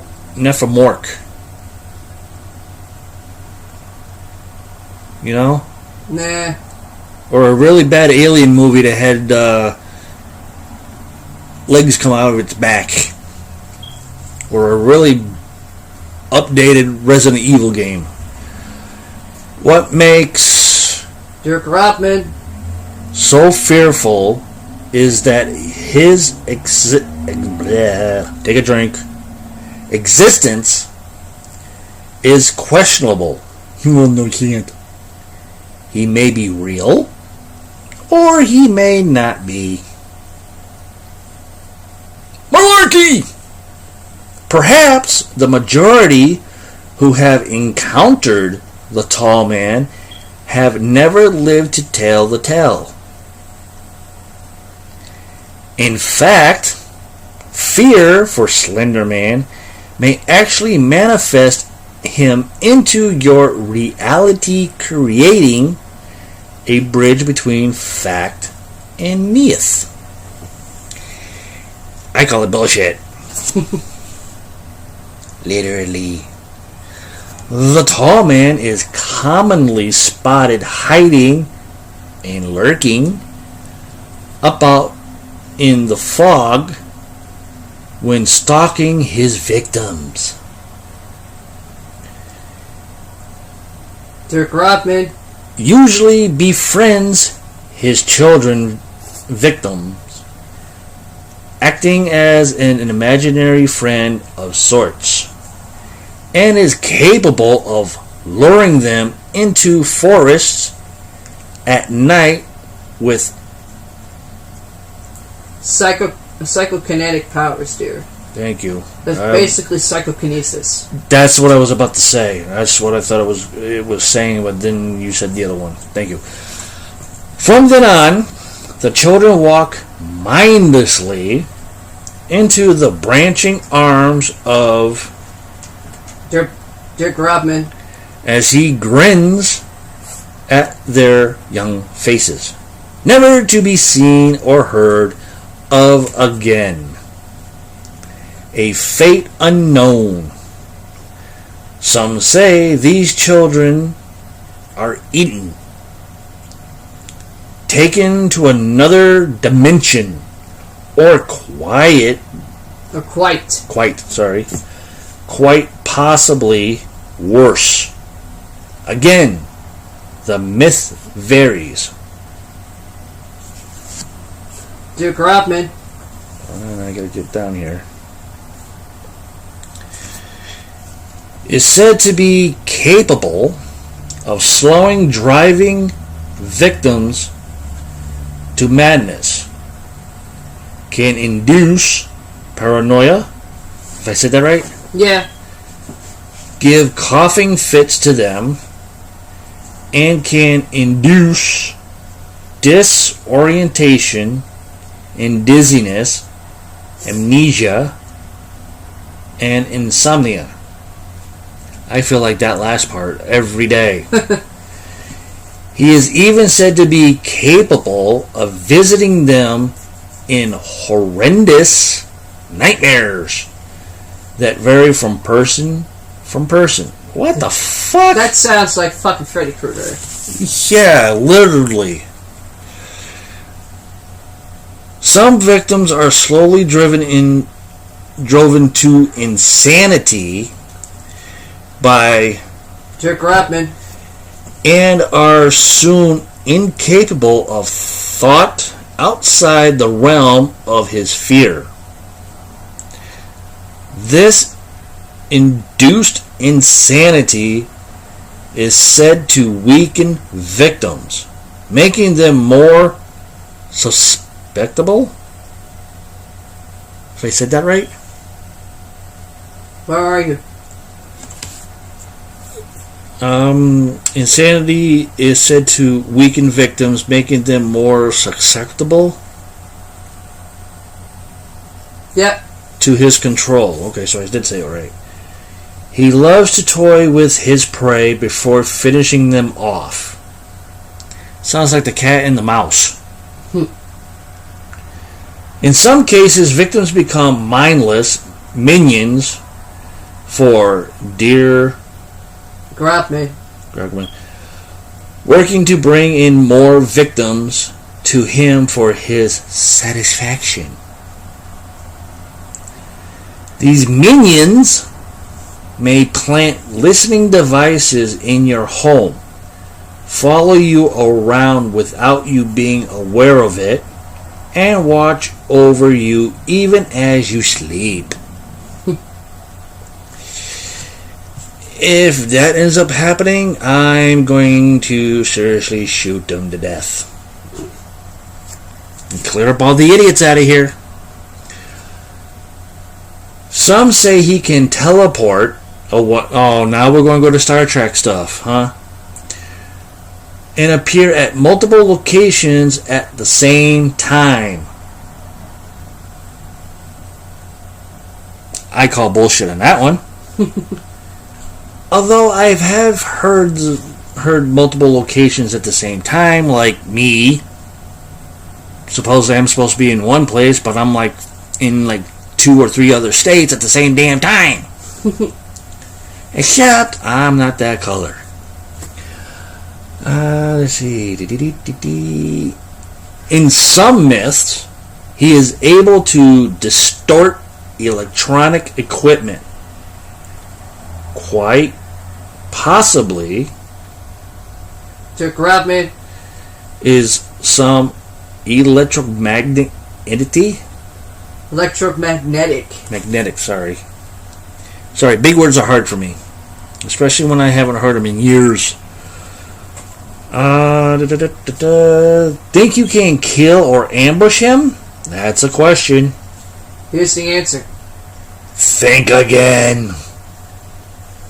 With his psychokinetic powers, Dirk Rottman can deflect bullets and other objects away from his body before impact. Okay, now we just went to the Matrix.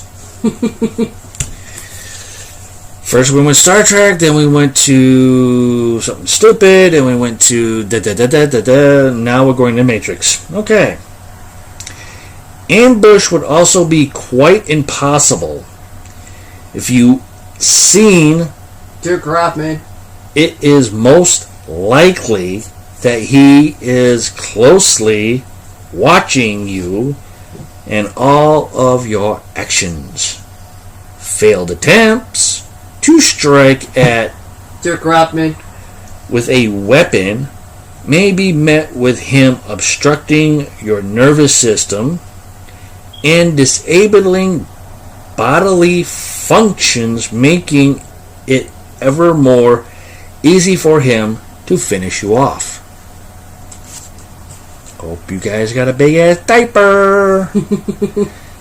And due to the fact this thing keeps getting weirder and weirder and weirder, and it keeps freebasing so much, I'm not going to read the rest of it. I'm getting a headache from it, and my eyes are crisscrossing because my glasses are dirty. Okay, I'll continue then. Sorry guys, I gotta go clean my glasses. Okay, this one, back to Paratainment news. I want to fucking scream. Halloween director David Gordon Green in talks to direct Blumhouse's The Exorcist sequel. How about fucking no? Halloween director David Gordon Green is in talks to direct Blumhouse and Morgan Creek Productions' upcoming sequel to The Exorcist. An individual with knowledge of the project told The Ward. Based on the novel of the same name by William Peter Blatty, 1973's The Exorcist was a landmark in horror cinema, breaking box office records on its way to a global haul of $441 million, more than $200 billion adjusted for inflation. It also became the first horror film nominated for Best Picture, so naturally it spawned more films.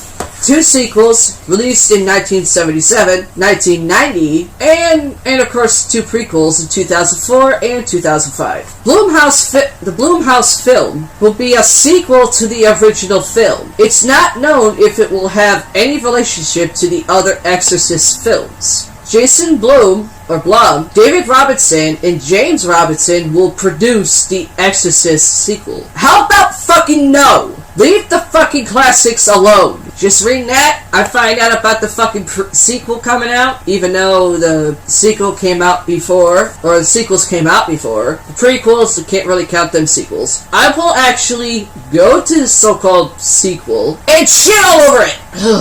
Okay, next we got 21 artists to keep an eye on in 2021. That's music artists, people. From chance meetings with veteran stars to song placements on TV hit series to viral sensations on social media, these are just some of the ways artists are planting seeds to become the next big thing. While some artists got their start in songwriting or producing for mainstream stars, others are a few singles in and gearing up for their debut. As the shit sandwich of last year, the shit sandwich, I'm not saying the freaking year, I'm just calling it the shit sandwich. As the shit sandwich was quite the challenging year in the music industry and anything entertainment period, artists still found ways to get their music heard by the masses. With tour cancellations, fans weren't able to get familiar with opening acts like they normally would. Let's see. However, there are still a number of up-and-coming acts that created quite the buzz throughout the shit sandwich year. Let's see what this is, shall we? Victoria Monet.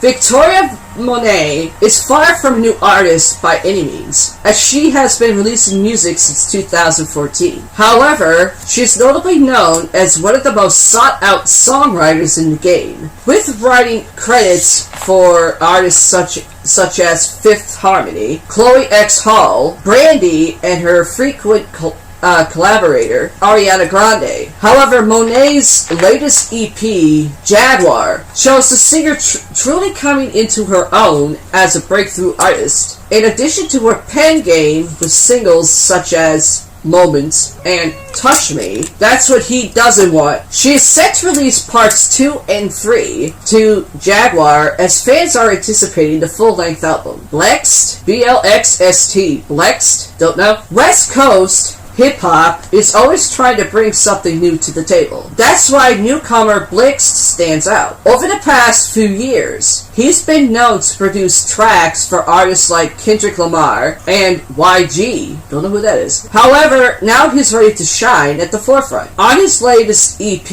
No Love Lost, Blext blends the worlds of hip-hop and R&B, while shining a light on his upbringing in Los Angeles. Emotional Oranges. Why would you want to name your fucking group fucking the Emotional Oranges?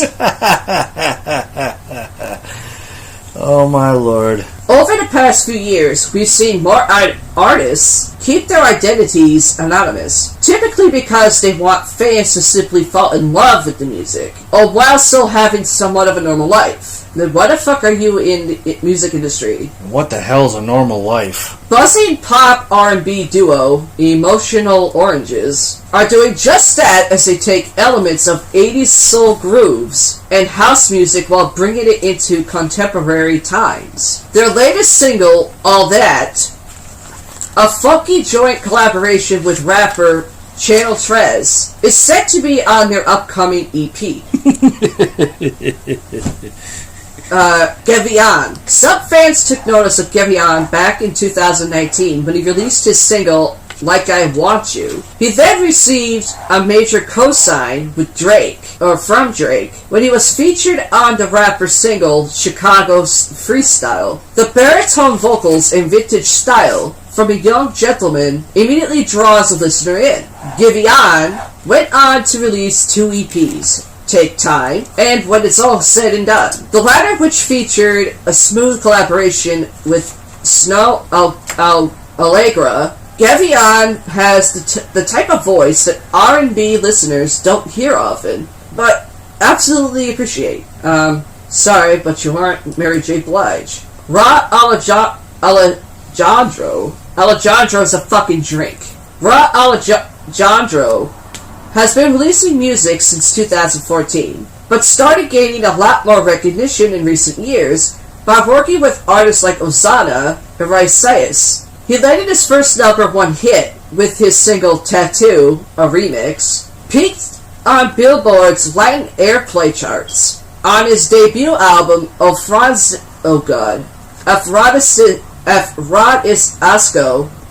Alejandro is ready to prove his love for R&B in the reggaeton world.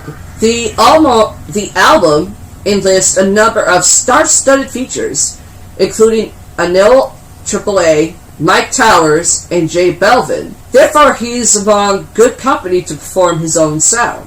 Loner, which is spelled L-O-N-R, Loner may not be a household name in the R&B world just yet, but he's already secured a couple of Grammy Awards due to his songwriting contributions with Rising Star H.E.R. earlier this year. He teamed up with the fellow singer among a full drink, 4 shots. He teamed up with the fellow singer again on his smooth single Make the Most. Their vocals layer each other tremendously as they crone about making the most time with the one you love, because tomorrow is never promised. Loner's Shit Sandwich debut EP, Land of Nothing Real, showcases how he's ready to make his mark in the R&B and hip-hop worlds. Okay, refilled here. Okay, the next we have Radiant Children. An eclectic trio of Radiant Children first came onto the scene in 2018 with their debut single Life's a Bitch. However, they've recently released their debut album There's Only Being Yourself, which blends pop, soul, and jazz. The group's genre-blending sound is evident on songs like the disco-inspired Pretend and the funky bass lines of Three Shots, Two Chugs, Mariposa. Fans can only hope Radiant Children will continue bringing feel-good music for years to come. Kirby, for artists looking to get a break in the industry, sometimes songwriting is one way to do it. That's what happened with Kirby, known for penning hits like Beyonce's Die With You and Ariana Grande's Break Your Heart Right Back. Her 7-track EP, Sis, beams with soul and funk that artists like Erykah Badu and Bootsy Collins would be proud of. Don't know who those were. You could tell I don't listen to R&B. Maria Jose Lagaro, Spanish singer Maria Jose Lagaro, is helping to renew flamenco for a contemporary audience while honoring its traditional roots. Her 7-track EP, Sensation, was inspired by her family and upbringing in Cordoba as she sings about love, revolution, and injustices. Maria's vocals are angelic, transcendent, and dreamy, leaving listeners to want to hear more from her. So what the hell is this chick trying to be freaking next Selena? Wouldn't go that route unless you want to get shot. Ruben James. Ruben is a sandwich. Over the years, soulful pianist and singer Ruben James has collaborated with artists such as Joni Mitchell and Elton John, while touring with the likes of Sam Smith. He's ready to showcase to the world his love for soul, jazz, and R&B. His latest EP, Slow Down, features collaborations with artists like Coltrane, Jay Prince, and Kevin Garrett. The project showcases his jazz roots at its core while bringing the sound into a new age. That sounds like people are going to end up falling asleep. Priscilla Block. Don't know who that is. While many songs on this is a TikTok chick, get traction due to dance challenges, sometimes an artist's original music goes viral by surprise. That's exactly what happened when rising country star Priscilla Block, and she's blonde, so she's going to be the next Taylor Swift. While her fun-loving and empowerment anthem, I don't know how this is fun-loving and empowerment for an anthem, Thick Thighs. That's what you say when you want to eat a bowl of fried chicken. Went viral, it was her single, Just About Over You, that went to #1 on the iTunes charts, helping her land a record deal. I bet you 10-1, the people in that record business is probably going to tell her lose weight. No, because the picture that I see of her, she's a little chunky. Chubby! BBW! Well, in Gabriel Iglesias' version, she's... No, she's husky. 42 Doug. Don't know who that is. Oh, God. Detroit. Okay, this guy's from Detroit. Detroit rap scene has been emerging over the last couple of years. And 42 Doug is the city's latest newcomer. After getting signed to label imprints under Yo Gotti and Lil Baby, the young MC started gaining more mainstream status due to his features on Lil Baby's songs Grace and We Paid. While these tracks piqueted fans' interest in 42 Doug's mixtape discography, he's also been featured with artists including Meek Mill, Big Sean, and Marshmello. Why would someone come up with the name Marshmello for a fucking music artist's name? Marshmello is a fucking food! And if this guy's from Detroit, I'd love to see him try to top him Shady. He is very popular. Huh? Marshmello is very popular. I was talking about 42 Doug. Oh, him no. I'd like to see him try said to go up Marshmello. against Slim Shady. I know, but you said Marshmello. Well, yeah. He's very big. Understandable, but why call yourself Marshmello? It's a freaking kid food. Marshmello, the guy behind the outfit or the costume, is very huge on helping kids that need it. Oh. So he figured, well, what's the best thing for kids that they love the most? Okay, marshmallows. Marshmallows. So somebody took upon himself and became Marshmallow Man. Oh. And he's really huge. I've seen a lot of some YouTube videos of him. He was also on, oh damn, what the hell is that show? I don't know. AGH. No, not AGH. It's the one where they have to like go up on stage and not get 3 X's. America's Got Talent. Yeah. That's it. He was on there for the kids. Oh. And somehow he won it. Huh? Somehow he won his little spot to continue on America's Got Talent for a little bit, and then he just like disappeared. Don't know. Joseph. UK singer Joseph first made waves in 2019 with his EP Play Me Something Nice. Between his blends of pop and soul, he's been compared to the likes of Sam Smith and Amy Winehouse. I don't know how Amy Winehouse is actually good. While Joseph seems to be a fan of combining genres, it's evident that love and heartbreak are the core of his art. Themes that are evident of his latest EP, Does It Make You Feel Good? That's what he asked. And she didn't get the question. Keedron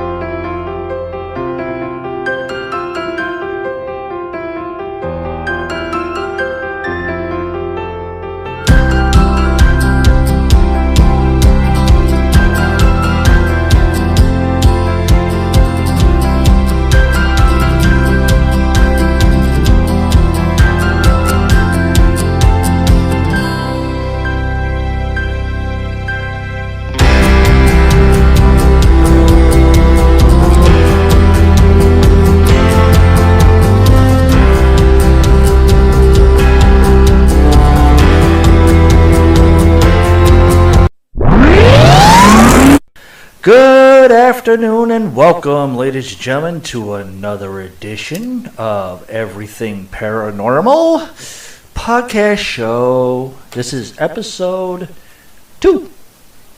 Yeah. For a Friday, October 9th. And we got some good stuff. I just found 2 great stories. One was funny last night. Yeah. That I saw. I didn't say anything. I didn't say anything, but I wanted you to see if it popped up on your site of Facebook. Yeah, it did. I was rolling, and then I was having so much things going through my head. Like, oh my God. It's like, what the hell is going on? Are now certain foods becoming weapons? We'll get into that a little bit later down the road in the show here. But I'm your host, Paramike, and sitting in a deep, dark dungeon of the creepy paranormal world, she is the goddess of the dark side herself, Miss Paralore. Hi. She's still trying to get used to the microphones that I recently purchased, due to the fact I've done it a lot more. Just now it's a little different. I'm not used to having a circle filter over the microphone, which is new for me. But it's you don't spit in the freaking microphone because it'll fucking destroy it. True. But it's just weird for me. I'm used to just what's on the microphone itself covering the other major part of it, but I'm getting the hang of it. Let's see. I ended up finding some stories, and as I was printing them out in the other side of the office, I started reading it, and this is something I've never even known. What? Outside of another one. But should I start without that first, or should we tell people that the first podcast shows up on the website right now? Yes. The first new podcast show we did is up on the website, which is everythingparanormal.gear.host/ep.html. Now, for people on the computer, there is a sign up for it, so you become a member to have free access to that site due to hacking purposes. Yeah. It's just a safety precaution for me. But for people that have like cellular devices, tablets, and everything, when you go to the 3-line menu bar, look for the headset, which is also on the regular website if you're on a computer, which is linked for registration. But the other one in the bar for cellular devices, tablets, you can have direct access straight to the page, so you can hear the episode. I just uploaded it this morning, so it is up on our page in the episode page. So that's just the one. There's also a countdown calendar for Halloween this year. Yes. It's a countdown, so if you see some creepy eyes, don't worry, that was my little touch. And then you'll see right above that is our Facebook feed and everything, so you'll see what's going on. I'm trying to get it up on our YouTube channel, but it's being goofy. So I'm trying it for the second time because it was saying that the file was too big. But yet on our former show, DCast Podcast Radio, Everything Paranormal, YouTube channel, it was perfect. So I don't understand what's going on, so I'm trying it again. Plus, you can check us out on Twitter. There's a link in the menu bar for it. Just look for the little birdie. Yep. Let's see, what else is there? There's our Tumblr page.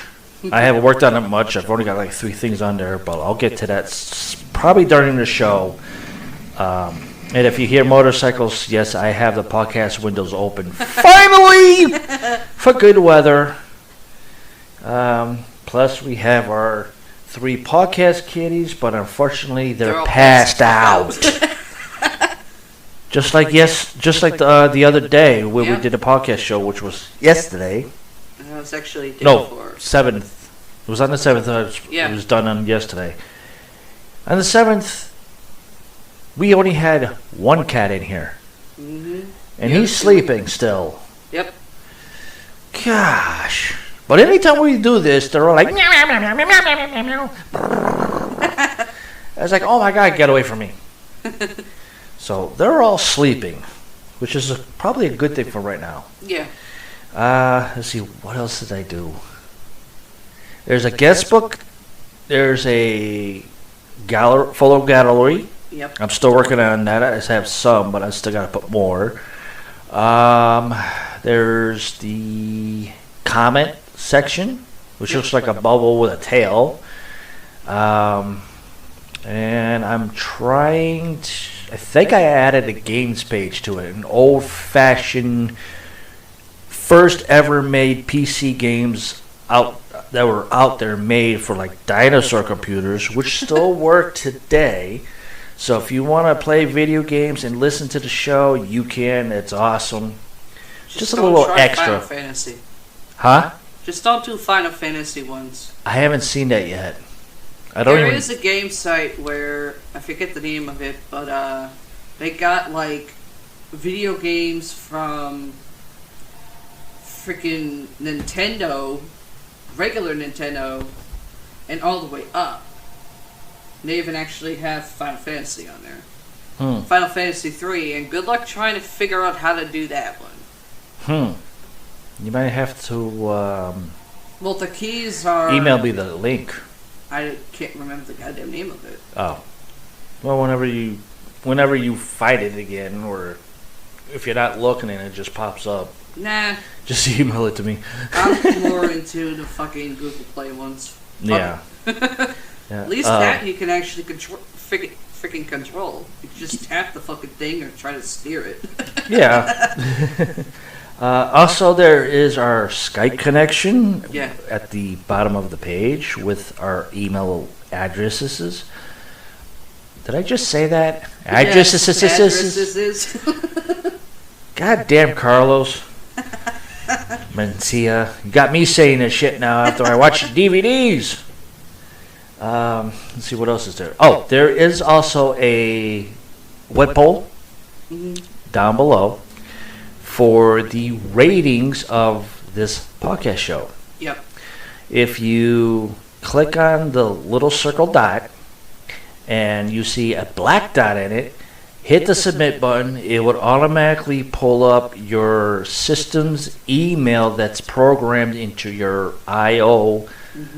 I/O. Wrong terminology on that one. In your OS operating system that you set up to have access to your system and everything, it would automatically open that up. You just type in why you gave us whatever star it is, and if you would like to add stuff extra to it, feel free. Like paranormal stories, goofy crimes committed, especially the one we'll talk about soon. Yes. In this show today, which is, I'm still laughing, but I'm still racking my brain on how this is happening.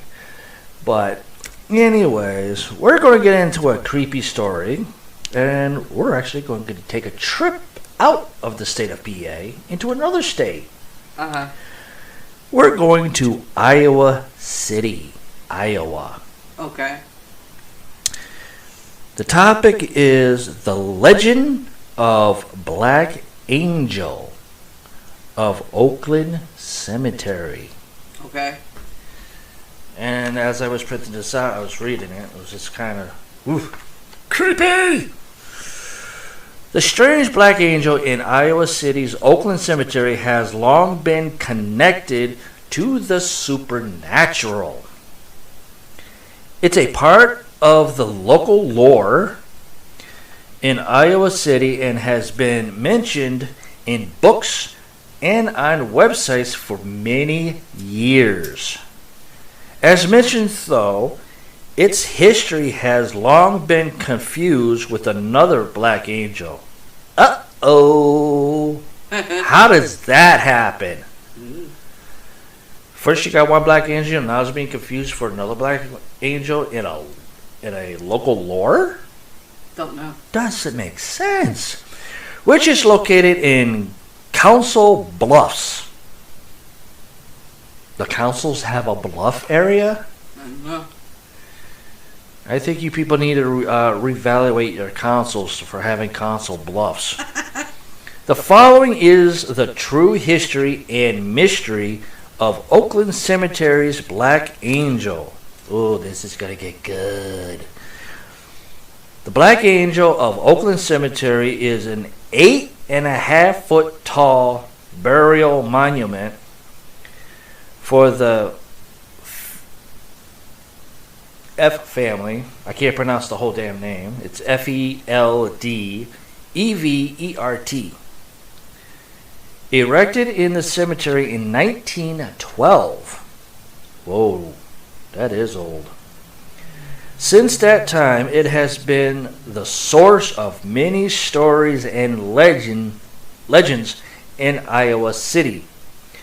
Most connected to the mysterious change in color that the angel took, turning from a golden bronze to an eerie black. How's that possible? I don't know. If it's supernatural and it turns from golden bronze to eerie black, how is that possible? The statue was erected by Teresa F. Like I said, I can't pronounce the last name. A physician who had immigrated to America from, Strmilov,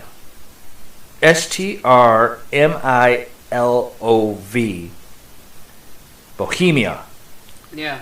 Teresa and her son, Eddie D., came to Iowa City where she worked as a midwife.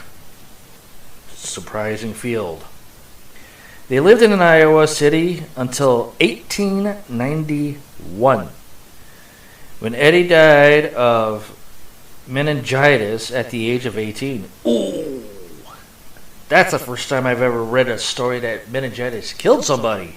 Holy crap. He was buried in the Oakland Cemetery by Teresa, had a tree stump monument erected over his grave.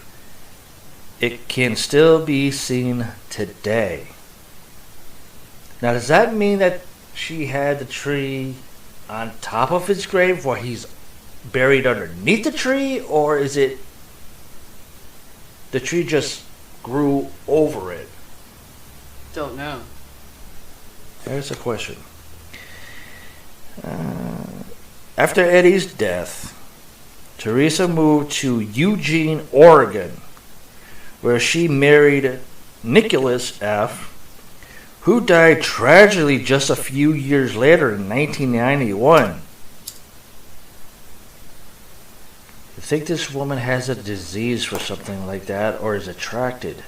I don't know. To kill people. In the wake of this loss, Teresa returned to Iowa City and she hired Mario Corbell, a Bohemian artist in Chicago. There's Bohemian people in Chicago that year? To design the angel that would hover over the body of her son and the ashes of her husband. The angel arrived on a railroad flat car in Iowa City on November 21st, 1912. A year later. There have been many stories spread about even the most mundane aspects of the angel's existence, starting with the date that it was erected in the cemetery. Sounds like a boner. Every time I say that word. Erected! Doing! Boner! According to local history provided by people who lived in the city at the time, the angel was installed at the cemetery at the time of its arrival in 1912. Okay.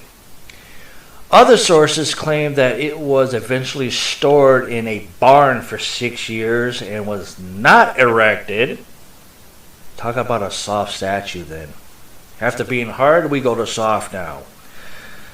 Until after a court case that Teresa brought against the artist, Mario Corbell, the story states that she refused to pay the $5,000 cost of the statue because it did not meet her specification to include a replica of her son's tree stump monument in the angel's monument. She eventually lost the case. Now that's fucked. Yeah. I'm sorry, but if you hire this paisano and you didn't do the specifications to what she asked for to pay, and she doesn't want to pay the $5,000, Yeah. I would be going back and redoing that statue by putting in every specification that the customer asked for. Yeah. And I don't know how she lost this case due to the fact, I guess the judges back then were stupid, just like now. That or the fucking places were corrupt. That I too. wouldn't doubt it. Yeah, that too. I mean, Or the she had a customer. shitty lawyer. Yeah, and due to the fact that customers is always right. Not nowadays. No. They're just a piece of garbage. Whatever the truth of the story, at some point after the installation of the angel, Eddie's monument was moved from its original location to its present site alongside the angel. His remains, along with the ashes of Nicholas F., were placed in a repository under the angel's base. Teresa died of the thing that I have. Yeah. On November 18th, 1924. And by the way, it's cancer. Well, you've been in intermission for close to a year now. 2. Okay, No, a 2 little over 2 years. Yeah. Almost 3. Her ashes were also placed beneath the angel, and soon after, the strange story began. Within a few years of its installation in Oakland Cemetery, the glorious bronze angel strangely begun to turn black. Most have explained this as the natural oxidation of the metal, but not surprisingly. She's probably pissed off. Other explanations have surfaced, blaming evil acts, freak storms, indefinitely, and even infidelity, and even murder. Uh-huh. Okay. Is this Sherlock Holmes or fucking Scooby-Doo? I don't think it's near both of them the way I read that. Because I was sticking to the same damn thing. But not Scooby and not Sherlock Holmes. I was thinking maybe more like, oh God, what's that guy's bald name? That always sucks on a lollipop. Kojak. Kojak. That's what. One legend has it that Teresa F. was a very mysterious woman, and that her evil caused the angel to turn black. Superstitious motherfuckers. This strange shattering was to serve as a constant reminder of the sins of her family, and as a warning for people to stay away from her grave. Some claimed that Teresa's wicked ways were evident in the design of the angel. The only bad part about this story is that it didn't do the picture. Yeah. And everything, but I saw the picture of the angel. Uh-huh. There was nothing wrong with it. It looked like a stoned angel. Yeah. That was just like carved out.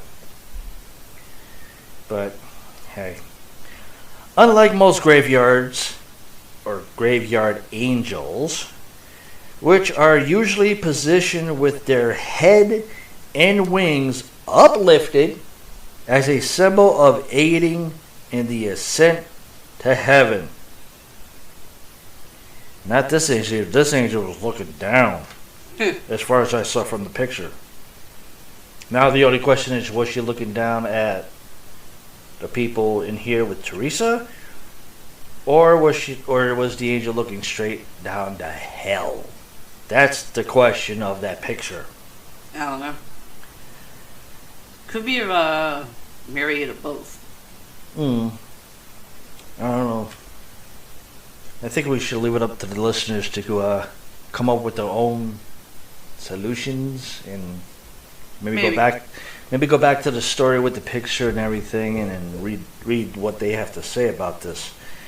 The F angel is looked down to the ground, and her wings are not uplifted. Don't know. Okay, when I looked at the picture, her wings were up. Now they're saying they were not uplifted. I'm gonna have to go back to that one. And strangely, there is no death date on the monument for Teresa F.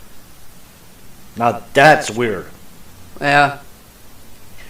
One legend created another, and a variety of stories sprang up, Shocking. stating that any girl who was kissed at the angel's feet in the moonlight would die with 6 months. That doesn't make sense. No, it doesn't.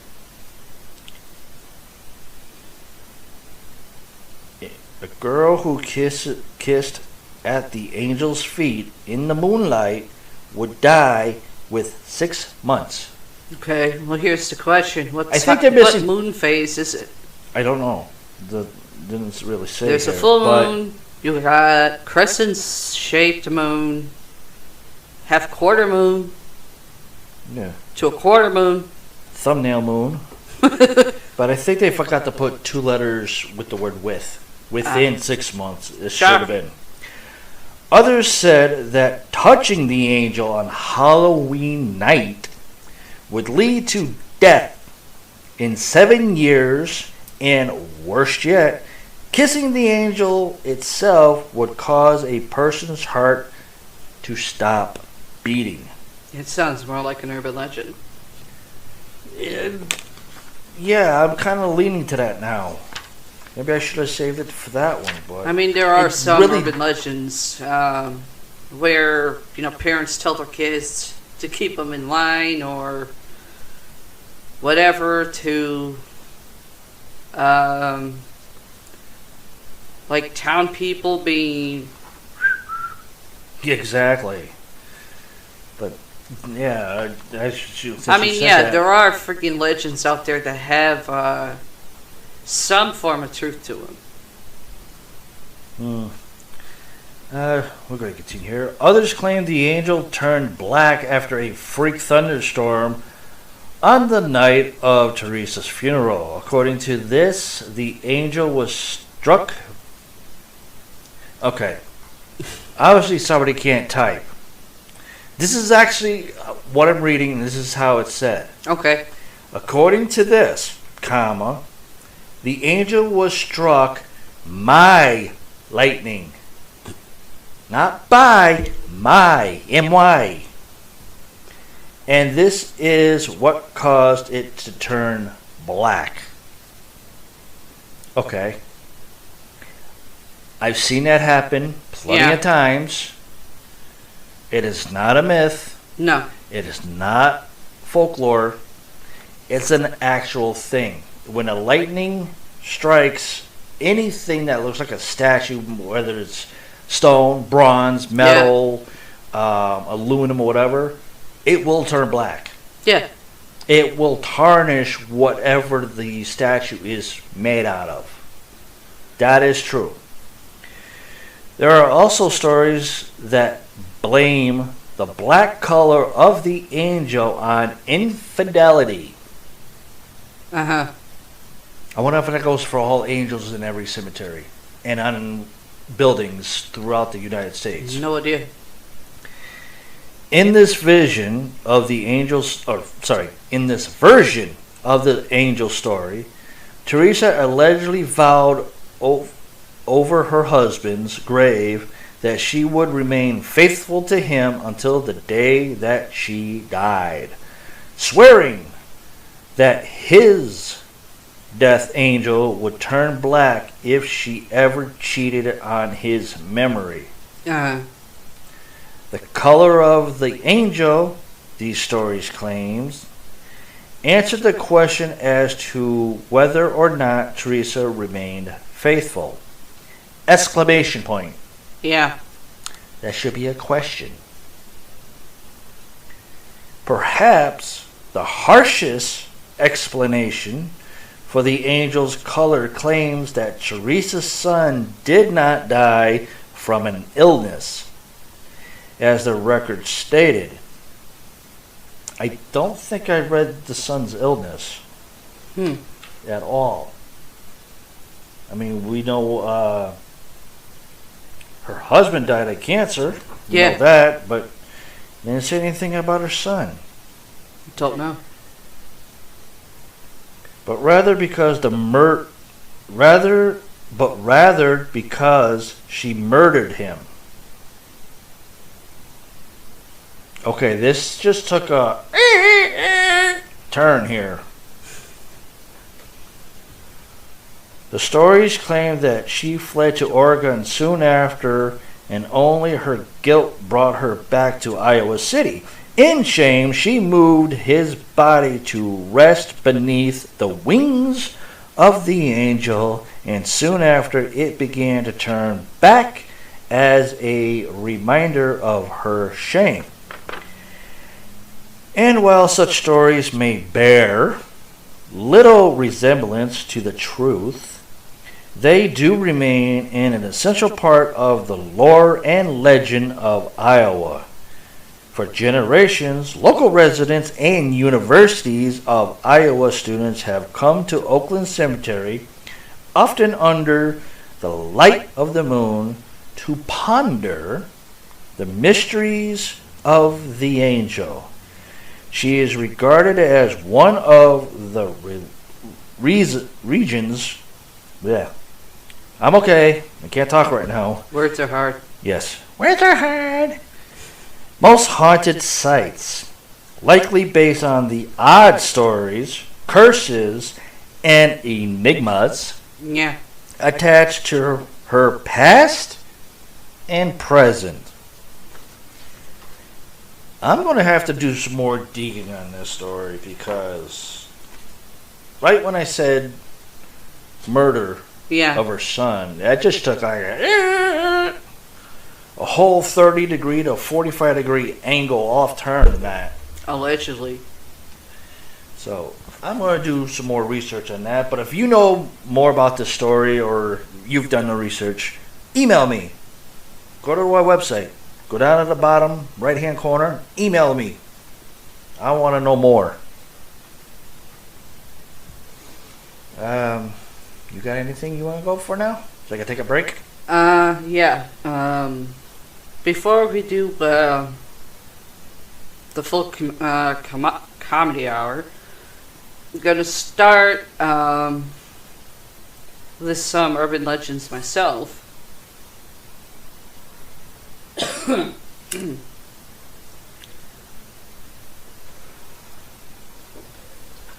And let's see. This show is now Into the Darkness We Wait For You by Paralore with Urban Legends. Switching off, I mean, we already did horror films. Trust me, we're going to do some more horror films that are supposedly the best ones made. I already finished the list I read off of. I got a few other sites that say the same thing. Yeah, that was on the old podcast show, which you can still find in the archives on the episodes page. I was talking about the one we did a day and a half ago. Oh yeah, that one too. The other ones were worst. Okay, the first set of urban legends shockingly have titles.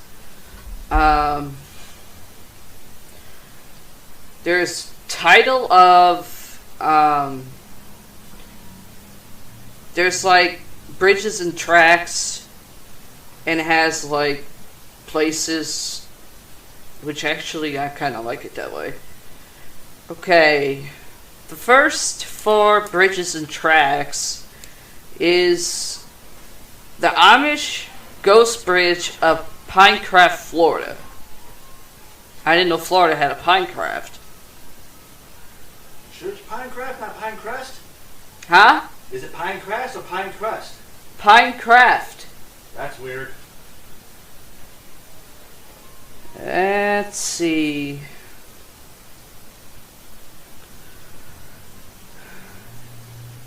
Okay. This story starts off, the old story of this bridge goes that a Dutch boy named Amos fell in love with an English girl named Ingrid. They had to keep their love a secret from their disapproving parents. Well, that sounds familiar. One night, the girl went to meet the boy underneath the Felipe Creek Railroad Bridge, but she slipped in the mud before he arrived. She removed her soiled clothes and tossed them into the water because she was afraid her parents would find them. Instead of waiting for the boy, she went home to put on different clothes with intentions to return. The boy arrived and saw her clothes washed against a riverbank and believed that she had drowned. He was so devastated that he threw himself off the side of the bridge and died. The happy girl returned to the bridge in a fresh outfit, anticipating meeting up with the boy she loved. She saw his body and noticed her discarded clothes nearby. His death, the way she thought, was her fault.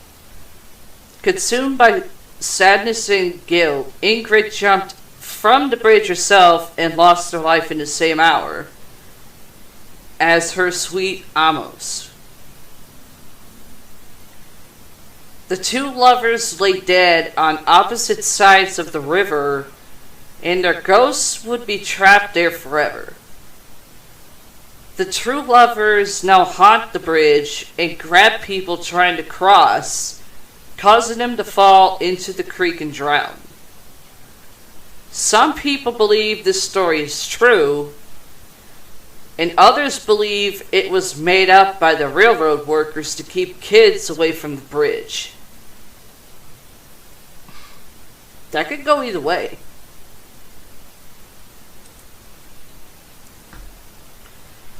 Okay. The next is the haunted bridge in Danville, Indiana. Sounds interesting. Yeah, give me a few minutes here, trying to freaking load it. Here we go. Damn computers.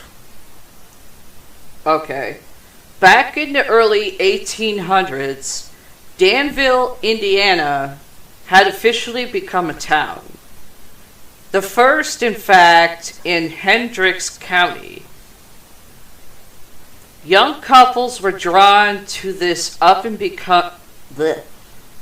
coming suburban town.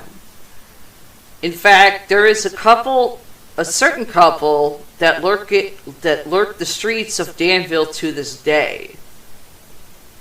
Let me repeat that.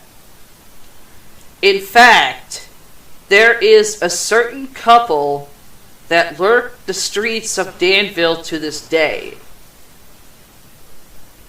The husband, who was a construction worker, and his young bride were in their early 20s. She was a housewife and cared for their newborn child at home. The couple was happy, and the young mother was frequently seen cheerfully doing chores and running errands about town while carrying her young child on her hip.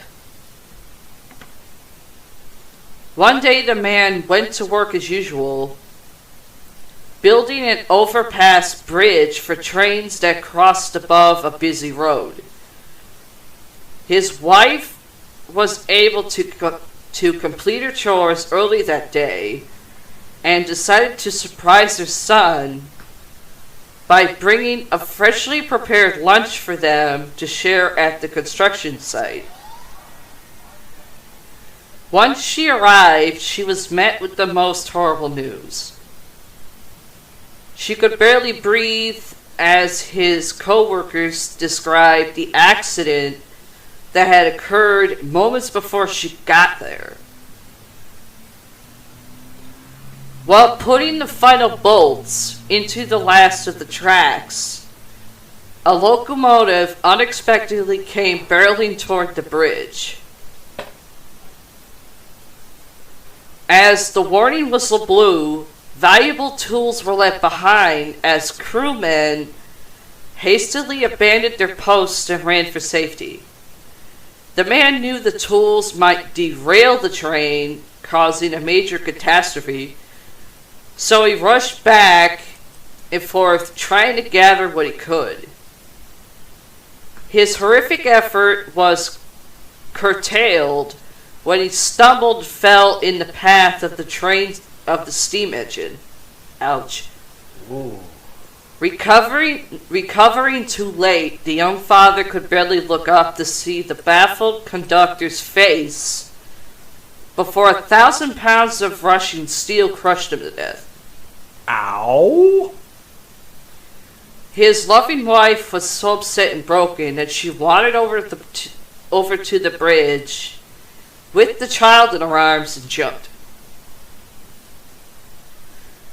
Some say that when you drive under the bridge, you can hear a baby crying, and you may even see a figure of a woman holding something in the shadows. No matter what, you should never walk the tracks on May 15th past 12 p.m. If you do, local residents say you will be overcome with an overwhelming feeling of loss and feel compelled to jump.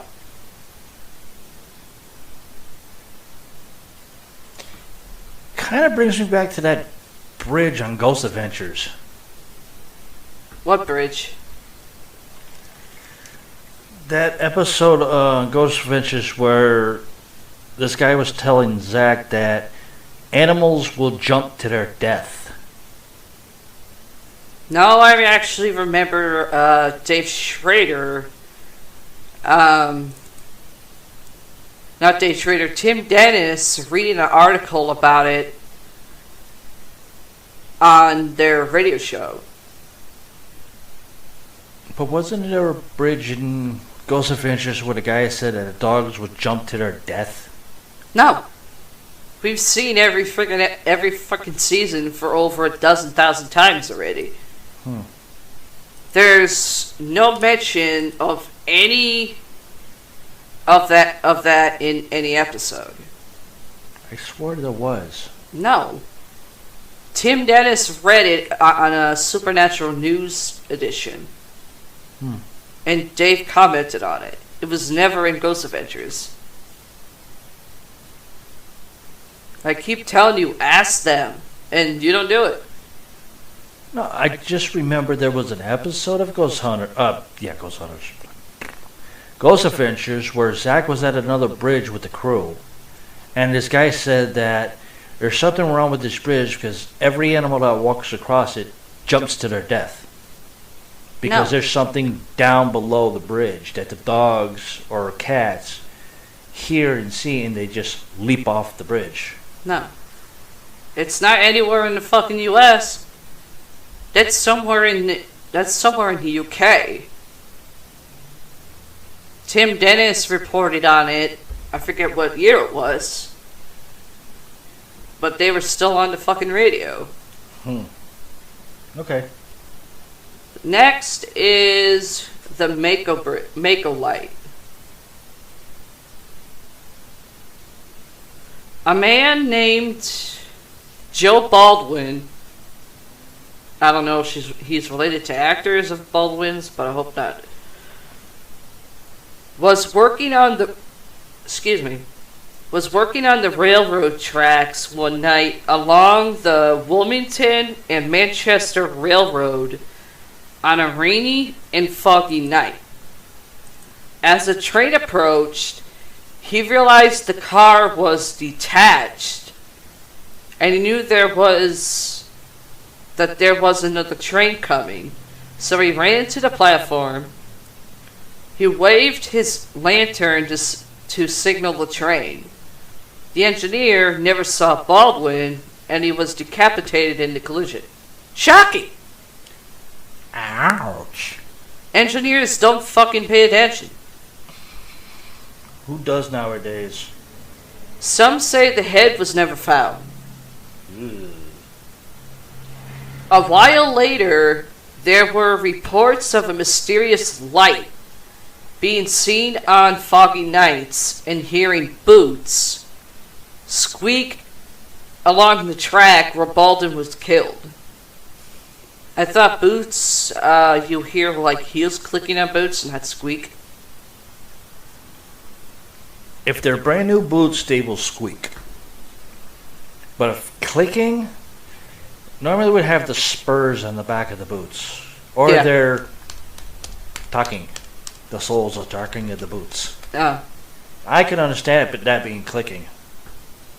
It was even interfered with it has even interfered with trains coming in from other stations. Some say it's just the swamp fog nearby mixing with light from the highway. But others have a different story. Is Joe Baldwin really looking for his head?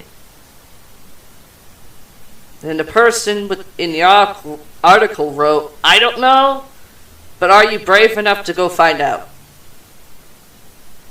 Some YouTubers who actually don't have fucking brains and actually like to trespass, not all of them, but some do, would probably be dumb enough to go find out. Due to the fact this sounds like fucking Sleepy Hollow. Or, Hell's Fire Cave or something? Hell's Fire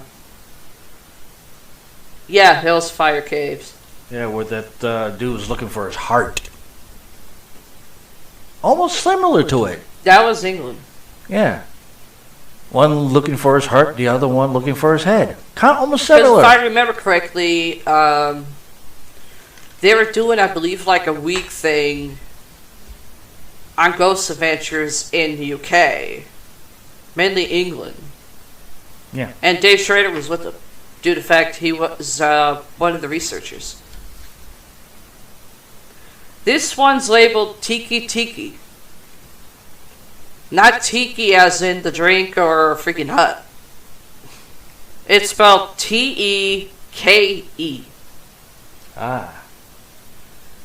Tiki Tiki is the ghost of a Japanese schoolgirl who roams the train stations of Japan. In life, the girl was a scaredy cat, and people are always playing practical jokes on her.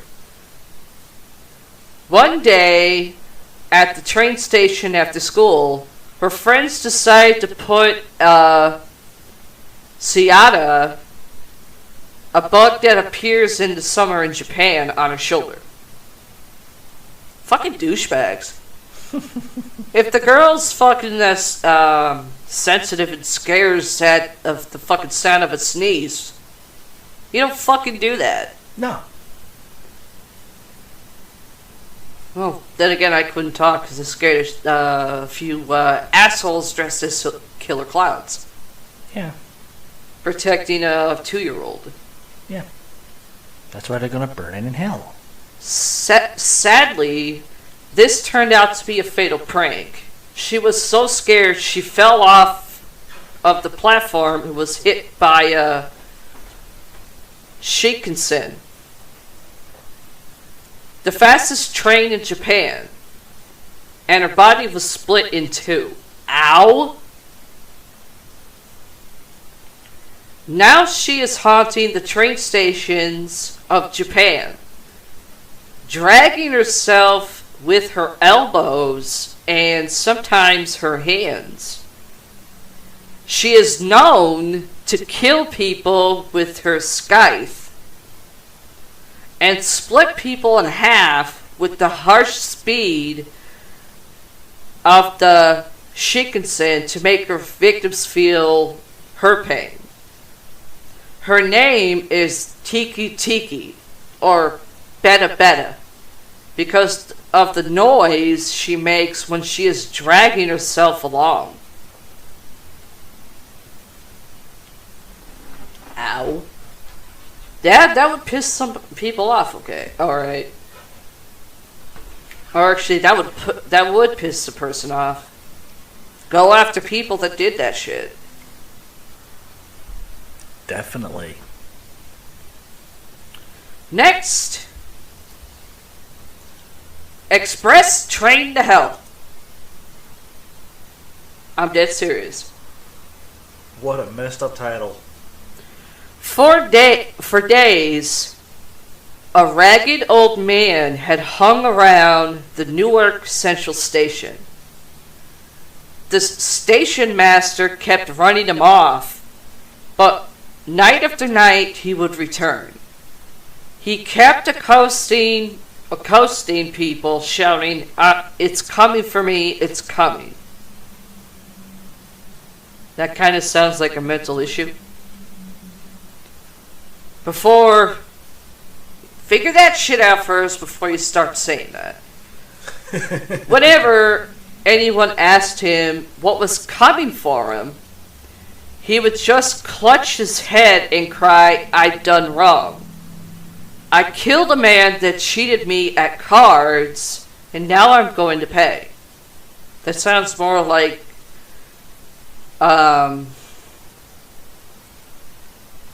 that almost sounds like an Edgar Allan Poe novel. The Telltale Heart, similar. Yeah, 50-50. The Telltale Heart and something else, and another very similar. Definitely not anywhere near Tale of Two Cities, that's for sure. No. The station master finally took the man aside and threatened to call the cops, or police as it says, if he did not cease and desist. The man rolled his eyes and explained, or replied, "The express train for hell is coming for my soul." Woo woo! "You've got to help me." He broke away from the station master and ran for the door. The time was 2 minutes to midnight. My favorite times of the night. Dong, dong. At that moment, new sound introduced itself. That made no sense. But that's how it's written, people. That's what I'm reading. A long whistle blew once, twice. The station master was startled. The next train wasn't due until 12:05. The old tramp, old man, screaming when he heard the whistle.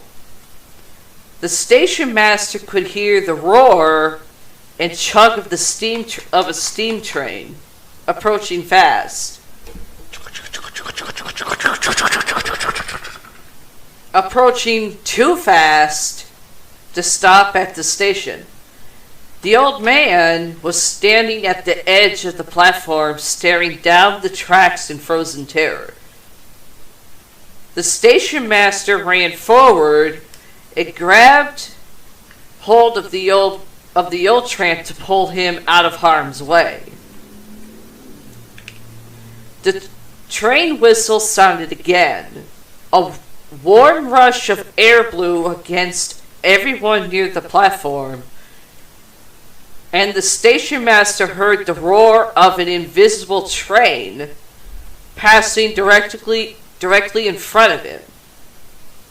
He heard the hiss of the steam and the screech of flanks.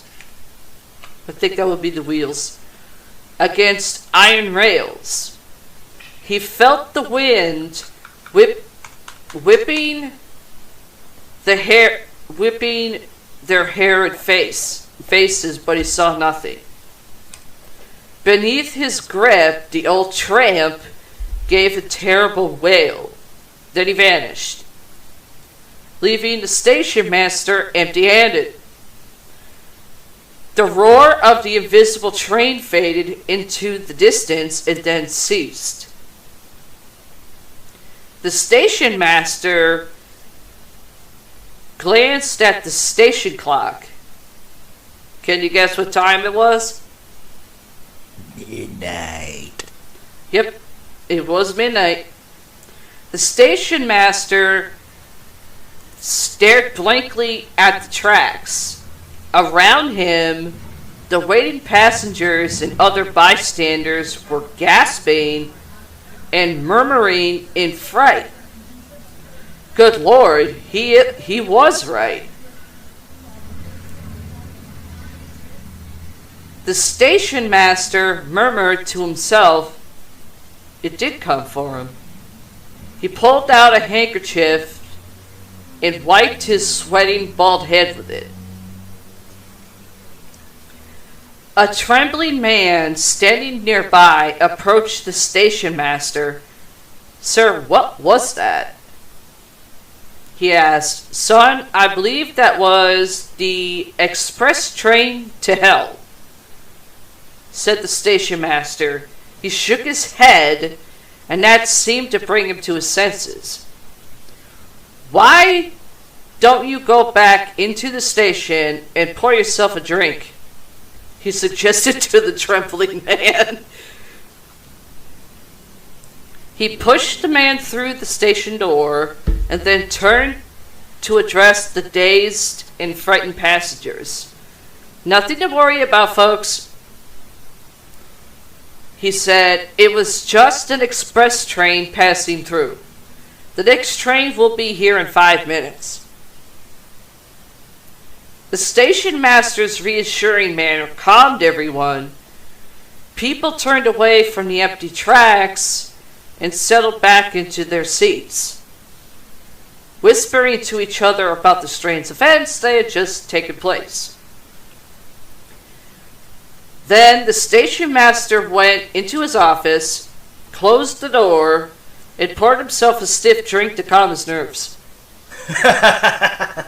Well, that's one for the books, he muttered out loud.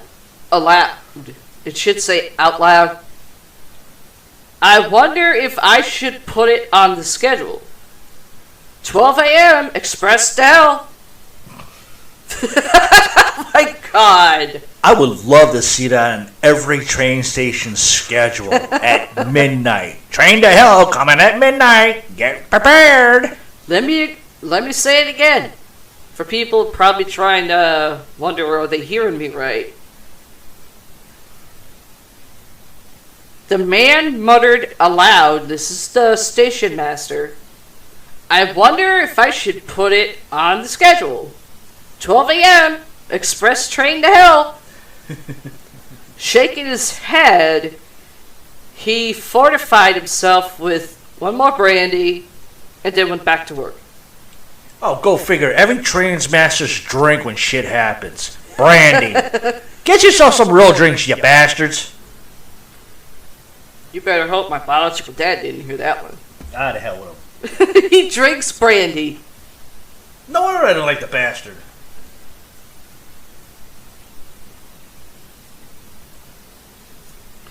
Taking a quick drink. Brandy, everybody's famous drink that they have to go for when shit goes down the hill. What the fuck? Well, figure that was before people started actually making drinks. I know, but normally for something like that happening, it's usually whiskey. Fucking brandy. The next one is called Big Liz. I'm dead serious. Something from a Pee Wee Herman movie? Big Liz was a slave girl who lived during the Civil War. Her master used her and his other slaves to deliver supplies to Southern troops. Big Liz managed to tell Union soldiers where the shipments were going, and many deliveries were intercepted by the North. Her master found out about her deception and plotted to murder the girl. Shocking. He had a great deal of money and didn't want it to be stolen by the Yankees. Fuck you too. To the person that wrote the fucking story of what was told to him. If his area was taken over. So he commanded Big Liz to help him take the money into a nearby swamp to bury it. That's gotta be some slimy cash. I wouldn't touch it! As Big Liz was smoothing over the dirt, her master struck her with his knife, cutting her head off. You can't cut someone's head off with a knife that quick. He left her there to die and returned to his plantation without any other living soul knowing the location of his fortune. He was killed sometime during the war, and no one ever reclaimed the money that Big Liz buried. Shocking. I wonder if it's still there or it has disintegrated. That's the question. If you want to get the gold for yourself, here's what you need to do. Here's steps for that. Due to the fact there are some dumbasses that would actually try it. There's actually steps to go find something? Holy crap. Over the Transquaking River. I don't know if that's how it's said. I don't know. Just humor me. Transquaking River. There is a small white bridge. Park on the bridge, turn off your car, and honk your horn 3 times. That means your car horn, not the horn that you're carrying down below. Wow. I said this show ain't for kids. I wonder if you honk the horn 3 times. I wonder if that area actually goes squawk back at you. Wait. I'll say it again for people probably trying to ask, what the fuck did I just say? Over the Transquaking River, there is a small white bridge. Park on the bridge, turn off the car, and honk your horn 3 times. Wait, don't get scared and try to turn your car, it won't work. Big Liz will appear holding her head in her hands. If you follow her, she will lead you through the trees and mud to where the wealth is hidden. But you won't have the nerve to stand with her and dig it up. That's that story.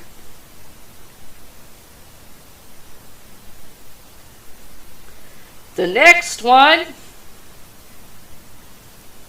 is called Subway Stair. This sounds interesting. Okay. Next. It actually means the subway as in what you ride sometimes in New York. A woman was sitting, and this is Subway Stair, folks. Stay with me here. A woman was sitting on the subway late one night, and she noticed that the woman sitting across from her was staring intently at her. Well, that just means the female was a cuckoo. The woman who noticed the other woman staring at her pretended not to notice But each time she glanced at the woman, the staring continued. At one of the stops, a new passenger got on and sat next to her. After a couple of minutes, he quietly told her he thought she should get off at the next stop. Knowing the next stop was a busy one, she agreed. When the next stop came, she left the train with the man. The man said to her, "Thank God. I didn't mean to scare you, but I had to get you off that train. The woman sitting opposite you was dead, and the two men either side were propping her up." Now that's a fucking shit that would get you to stay up at night. Or not want to ride the subway train ever again. Either way.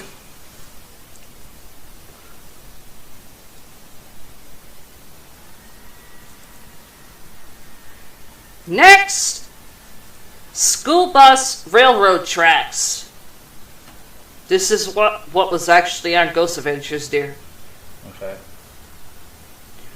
One day, on their regular route home from school, a school bus full of children was crossing over the railroad tracks on their way to the next stop when something went wrong and the bus stalled straddling the tracks.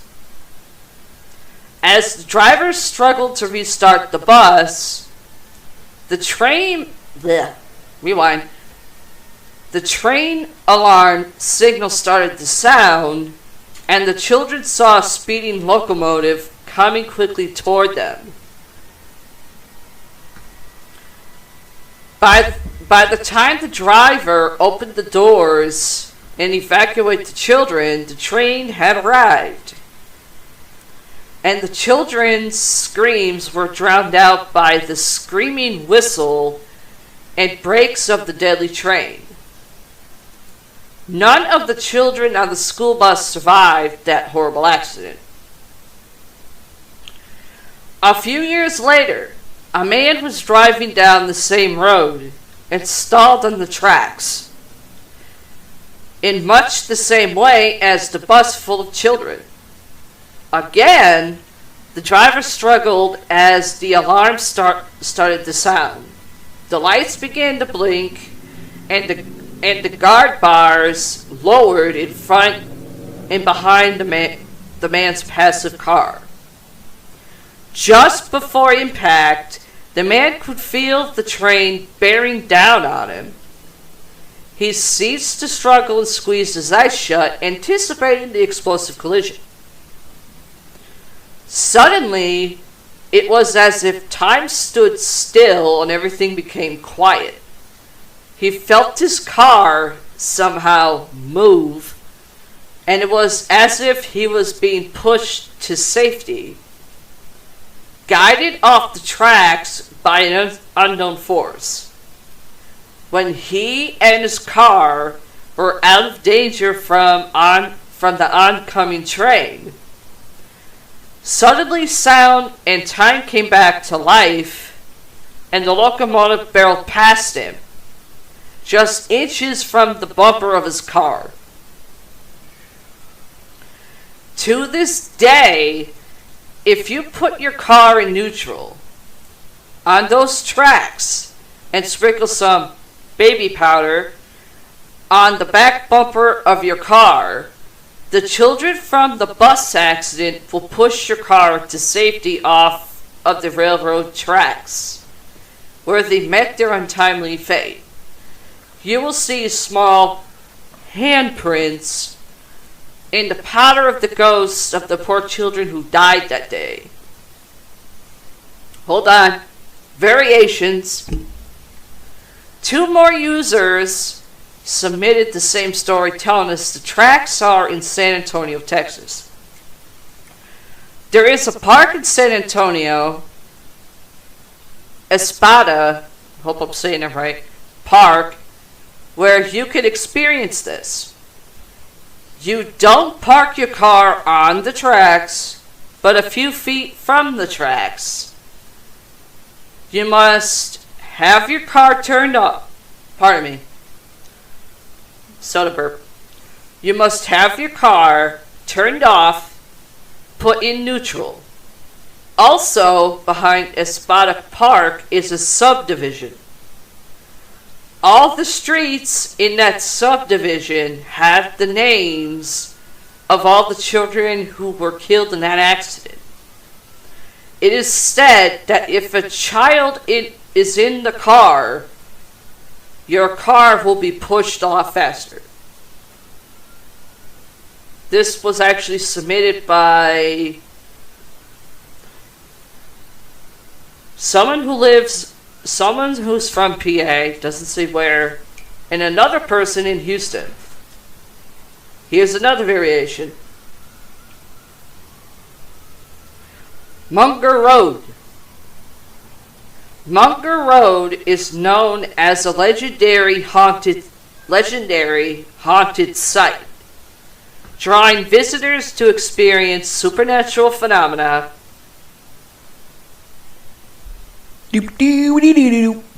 Phenomena at the railroad tracks. According to the legend, a school bus full of children was hit by a train after being stuck on the tracks, killing everyone inside. Reportedly, if visitors at Munger Road sprinkle baby powder on their car bumpers and sit on the tracks with their car in neutral, the spirits of the children push the car, moving it off the tracks to safety, and their handprints can be seen in the powder. They save people so no one has to suffer like they did. That is the one on Ghost Adventures where Zach and them debunked everything. I debunked that before they did it. Well, you weren't sure if you were right, but they did one better. No, I was right. And then when Zach got the those two gentlemen there with that machine, just proved I was right. It was on a decline, not an incline. Because incline you go roll backwards. Two. A decline you go forward. Okay, the debunked that one. last four I'm going to save for another day, and we are now going to the really dumbass motherfuckers that actually commit crimes.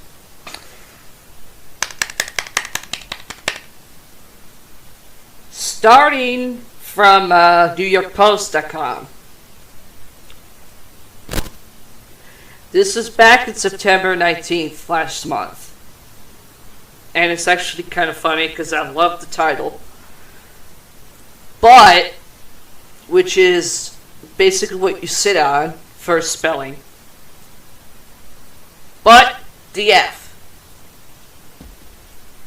Literally. I'm reading how it's put. Police find loaded gun. Of course, they're censoring it, but I'm not. Police find loaded gun in man's ass during strip search.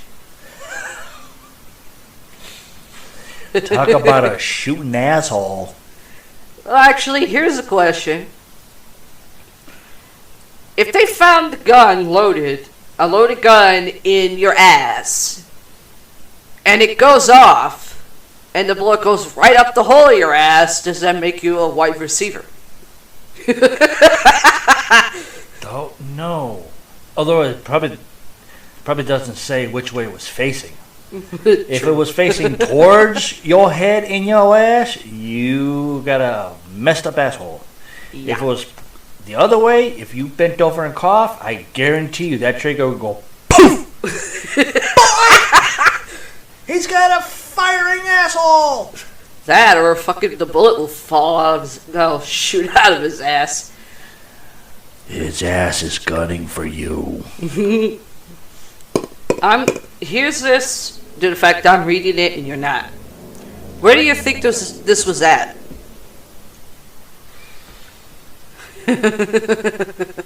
Is it here in the U.S. or It's is it in outside? the U.S. No, it's in the U.S. I would have to say Florida. No. Texas. No. You get one more guess. Massachusetts. No. Damn. Louisiana. What?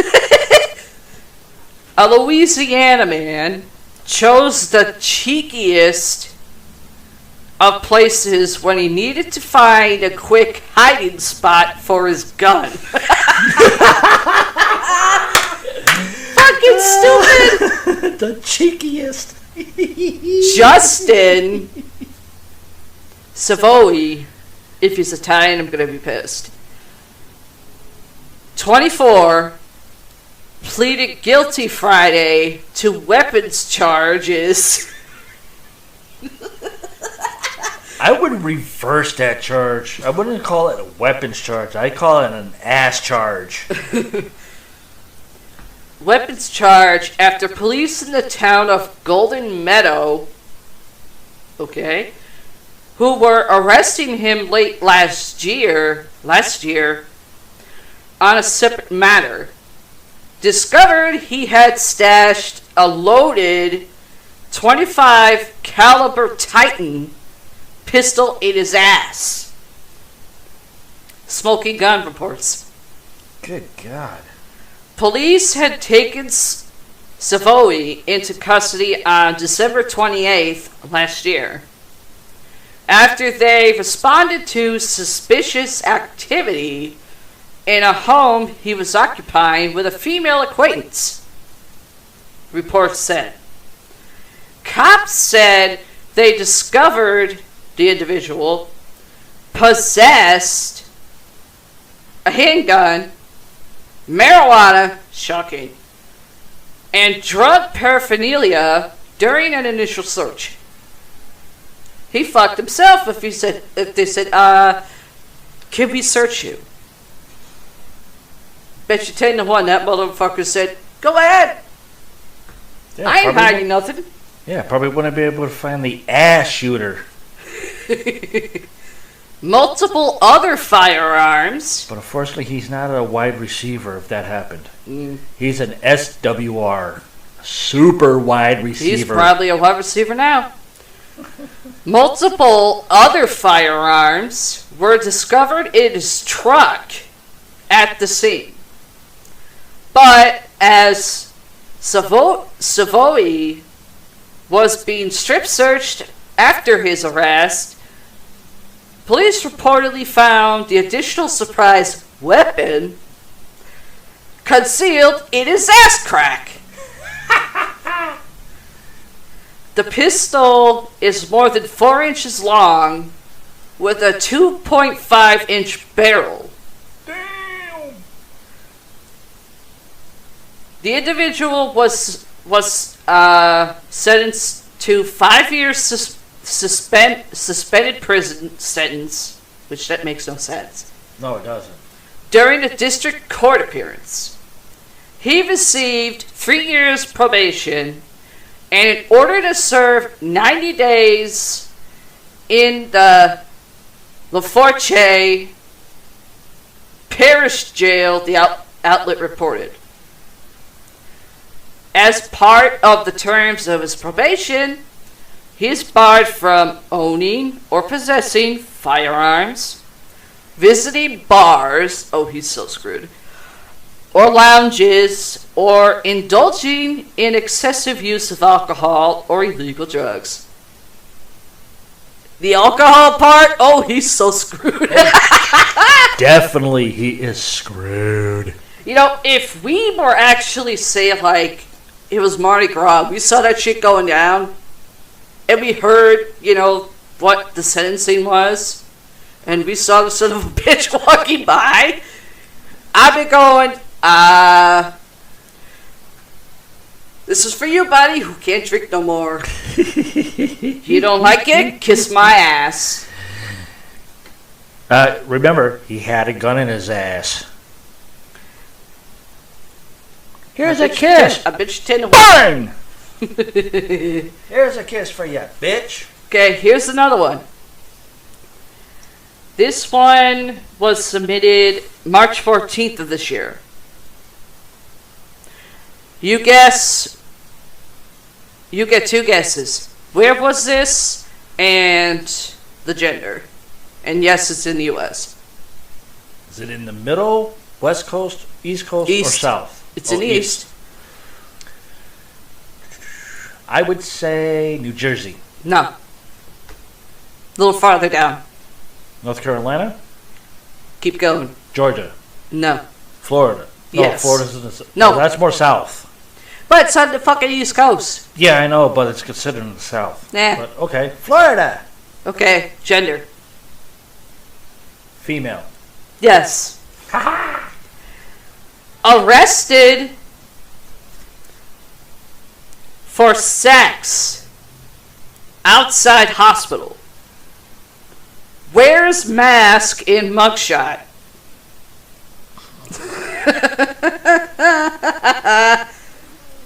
Well, that's creative.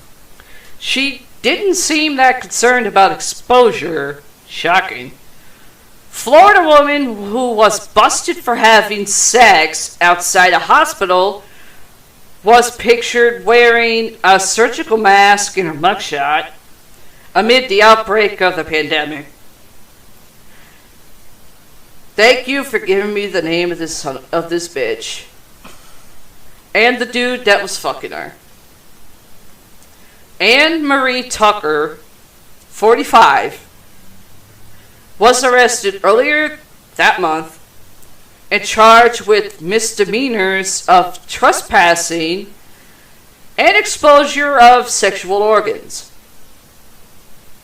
As was her partner, Albert Singletary, 37, smoking gun reported. Their parts, or I should say, their twat and the dick, her twat and the dude's dick, were allegedly on full display to the police during the tryst. Don't know, that's how it's spelled. Tryst. Okay. Which happened across from St. Anthony's Hospital in St. Petersburg.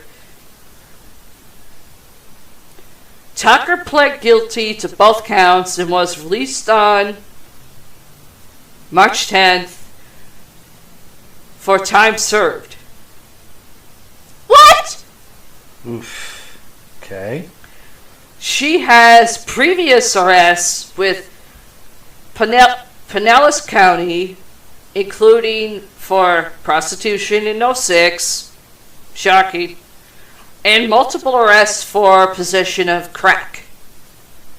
Cocaine, for those who probably don't know. Mary Jane, you know. Oh, Mary Jane's weed. Crack. Mary Jane's also known as that too. Not really. Tell that to Tom Petty. Because he said it in a fucking song that he did. Yeah, he was making fun of it.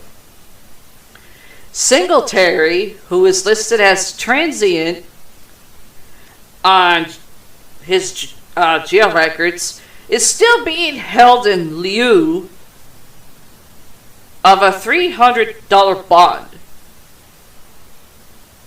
That's the cheapest bond I've ever heard of. Not only that, how in the fuck does this bitch get off for time served for fucking in a goddamn hospital parking lot? And people fucking see it. Well, But the dude is still fucking in jail. with a $300 bond, which is the cheapest I've ever heard or seen in my life. But yeah.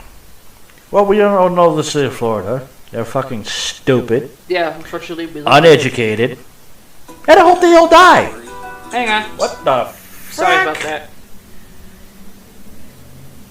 Well, that's going to be hard to edit out of the show. Hang on. That's for sure. Lordy, lordy, lordy. Oh, this is actually,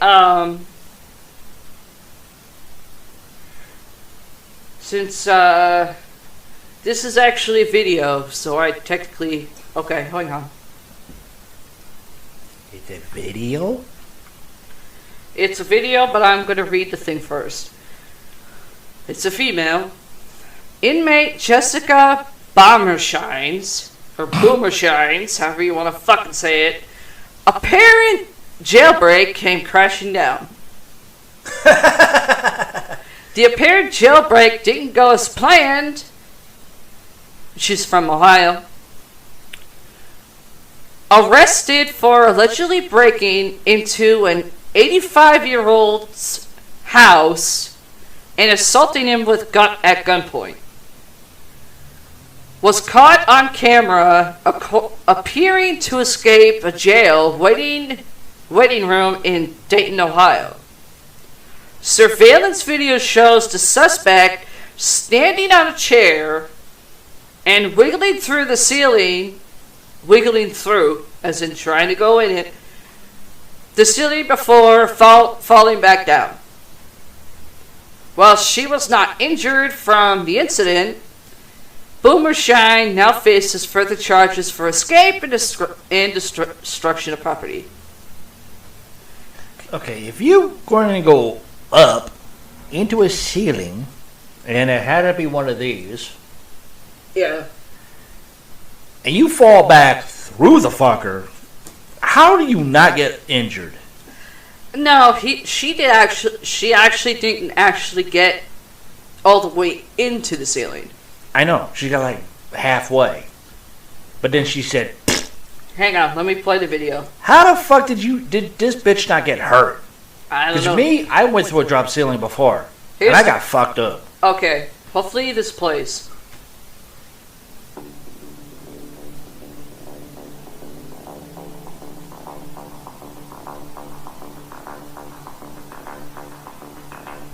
Oh, no wonder. Shit. Damn, there's no fucking... Is it a YouTube thing?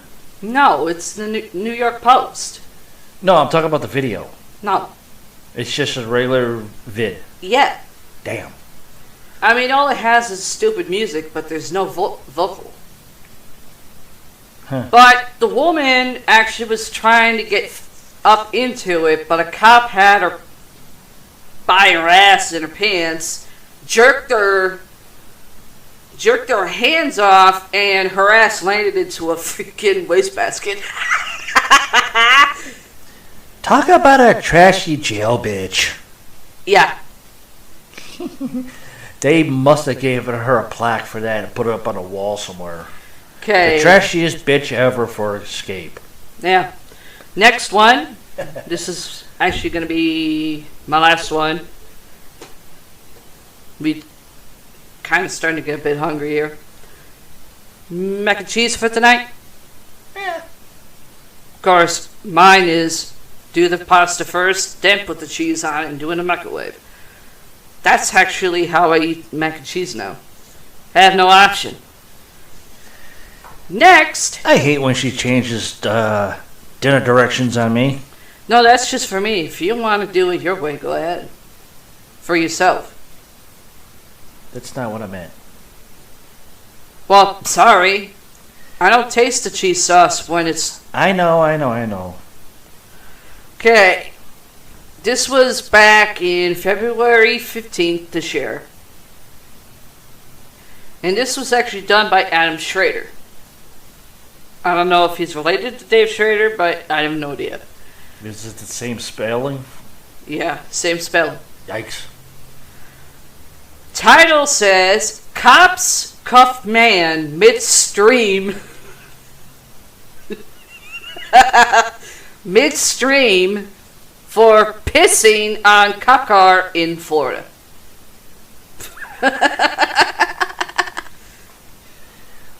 Please tell me it was West Palm Beach. I don't know, but the guy was from Michigan.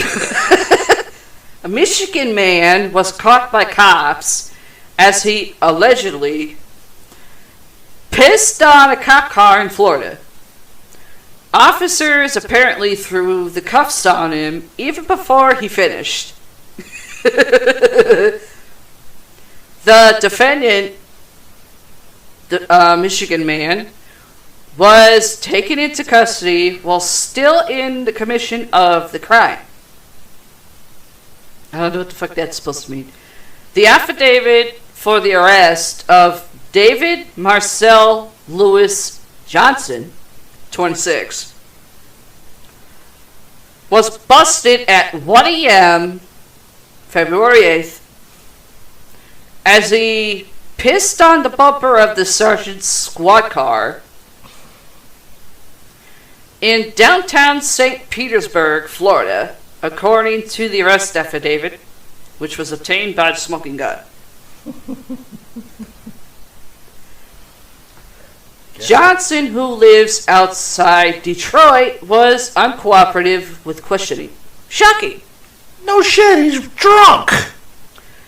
The affidavit also said he has pleaded not guilty to disorderly conduct and was freed after a relative posted his cash bond. Here's what I'm going to ask you. How much was the bond? $250. Yeah. $250 fucking dollars. I'm sorry. If you piss on a cop car and you're being a douchebag during questioning,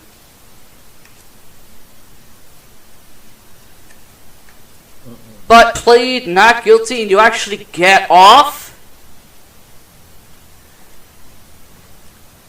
I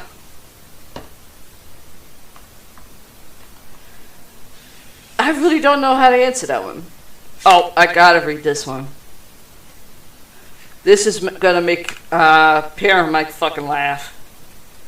I mean, really fucking laugh. This was done on Valentine's Day last year, this year. 2020? Yep. Man wearing sweatshirt arrested for stolen car chase. After stolen car chase, but the sweatshirt wasn't an ordinary sweatshirt. The sweatshirt said, "Dumbass." In big fucking letters. That's one way to fucking get your ass busted. Oh, tell me there's a photo of that on this page. Hang on. Of the dude wearing the Yeah. There it is? Yes. Oh my god. But they blurred the ass. They just got... You bastards! You just got dumb. And the ass part, of course, is blurred out, but it's on the front of the goddamn sweatshirt. Oh my god. Police, and this was actually done in Alabama. Police in Alabama were left shaking their heads Friday morning after a wild multi-state car chase led to arrest of an accused car thief wearing a dumbass sweatshirt, according to police. One of the males was wearing this sweatshirt. The Oxford Police Department posted on Facebook of the two men taken into custody, along with a photo of the prophetic garment. Maybe he should have took his own advice this morning. The Post quipped. Woo! Cops began chasing a stolen white Mazda at around Mazda at around 9:30 a.m. in Haralson County, Georgia, the Post said. The alleged thieves later crossed state lines into Alabama, continuing on U.S. Highway 78 into Oxford, where the Mazda crashed into a store. Shocking. Both men were arrested at a local Wendy's and faced drug charges and charges of receiving stolen property. Well, I guess Wendy's was the savior. Yeah, enjoy the last meal, buddy boy.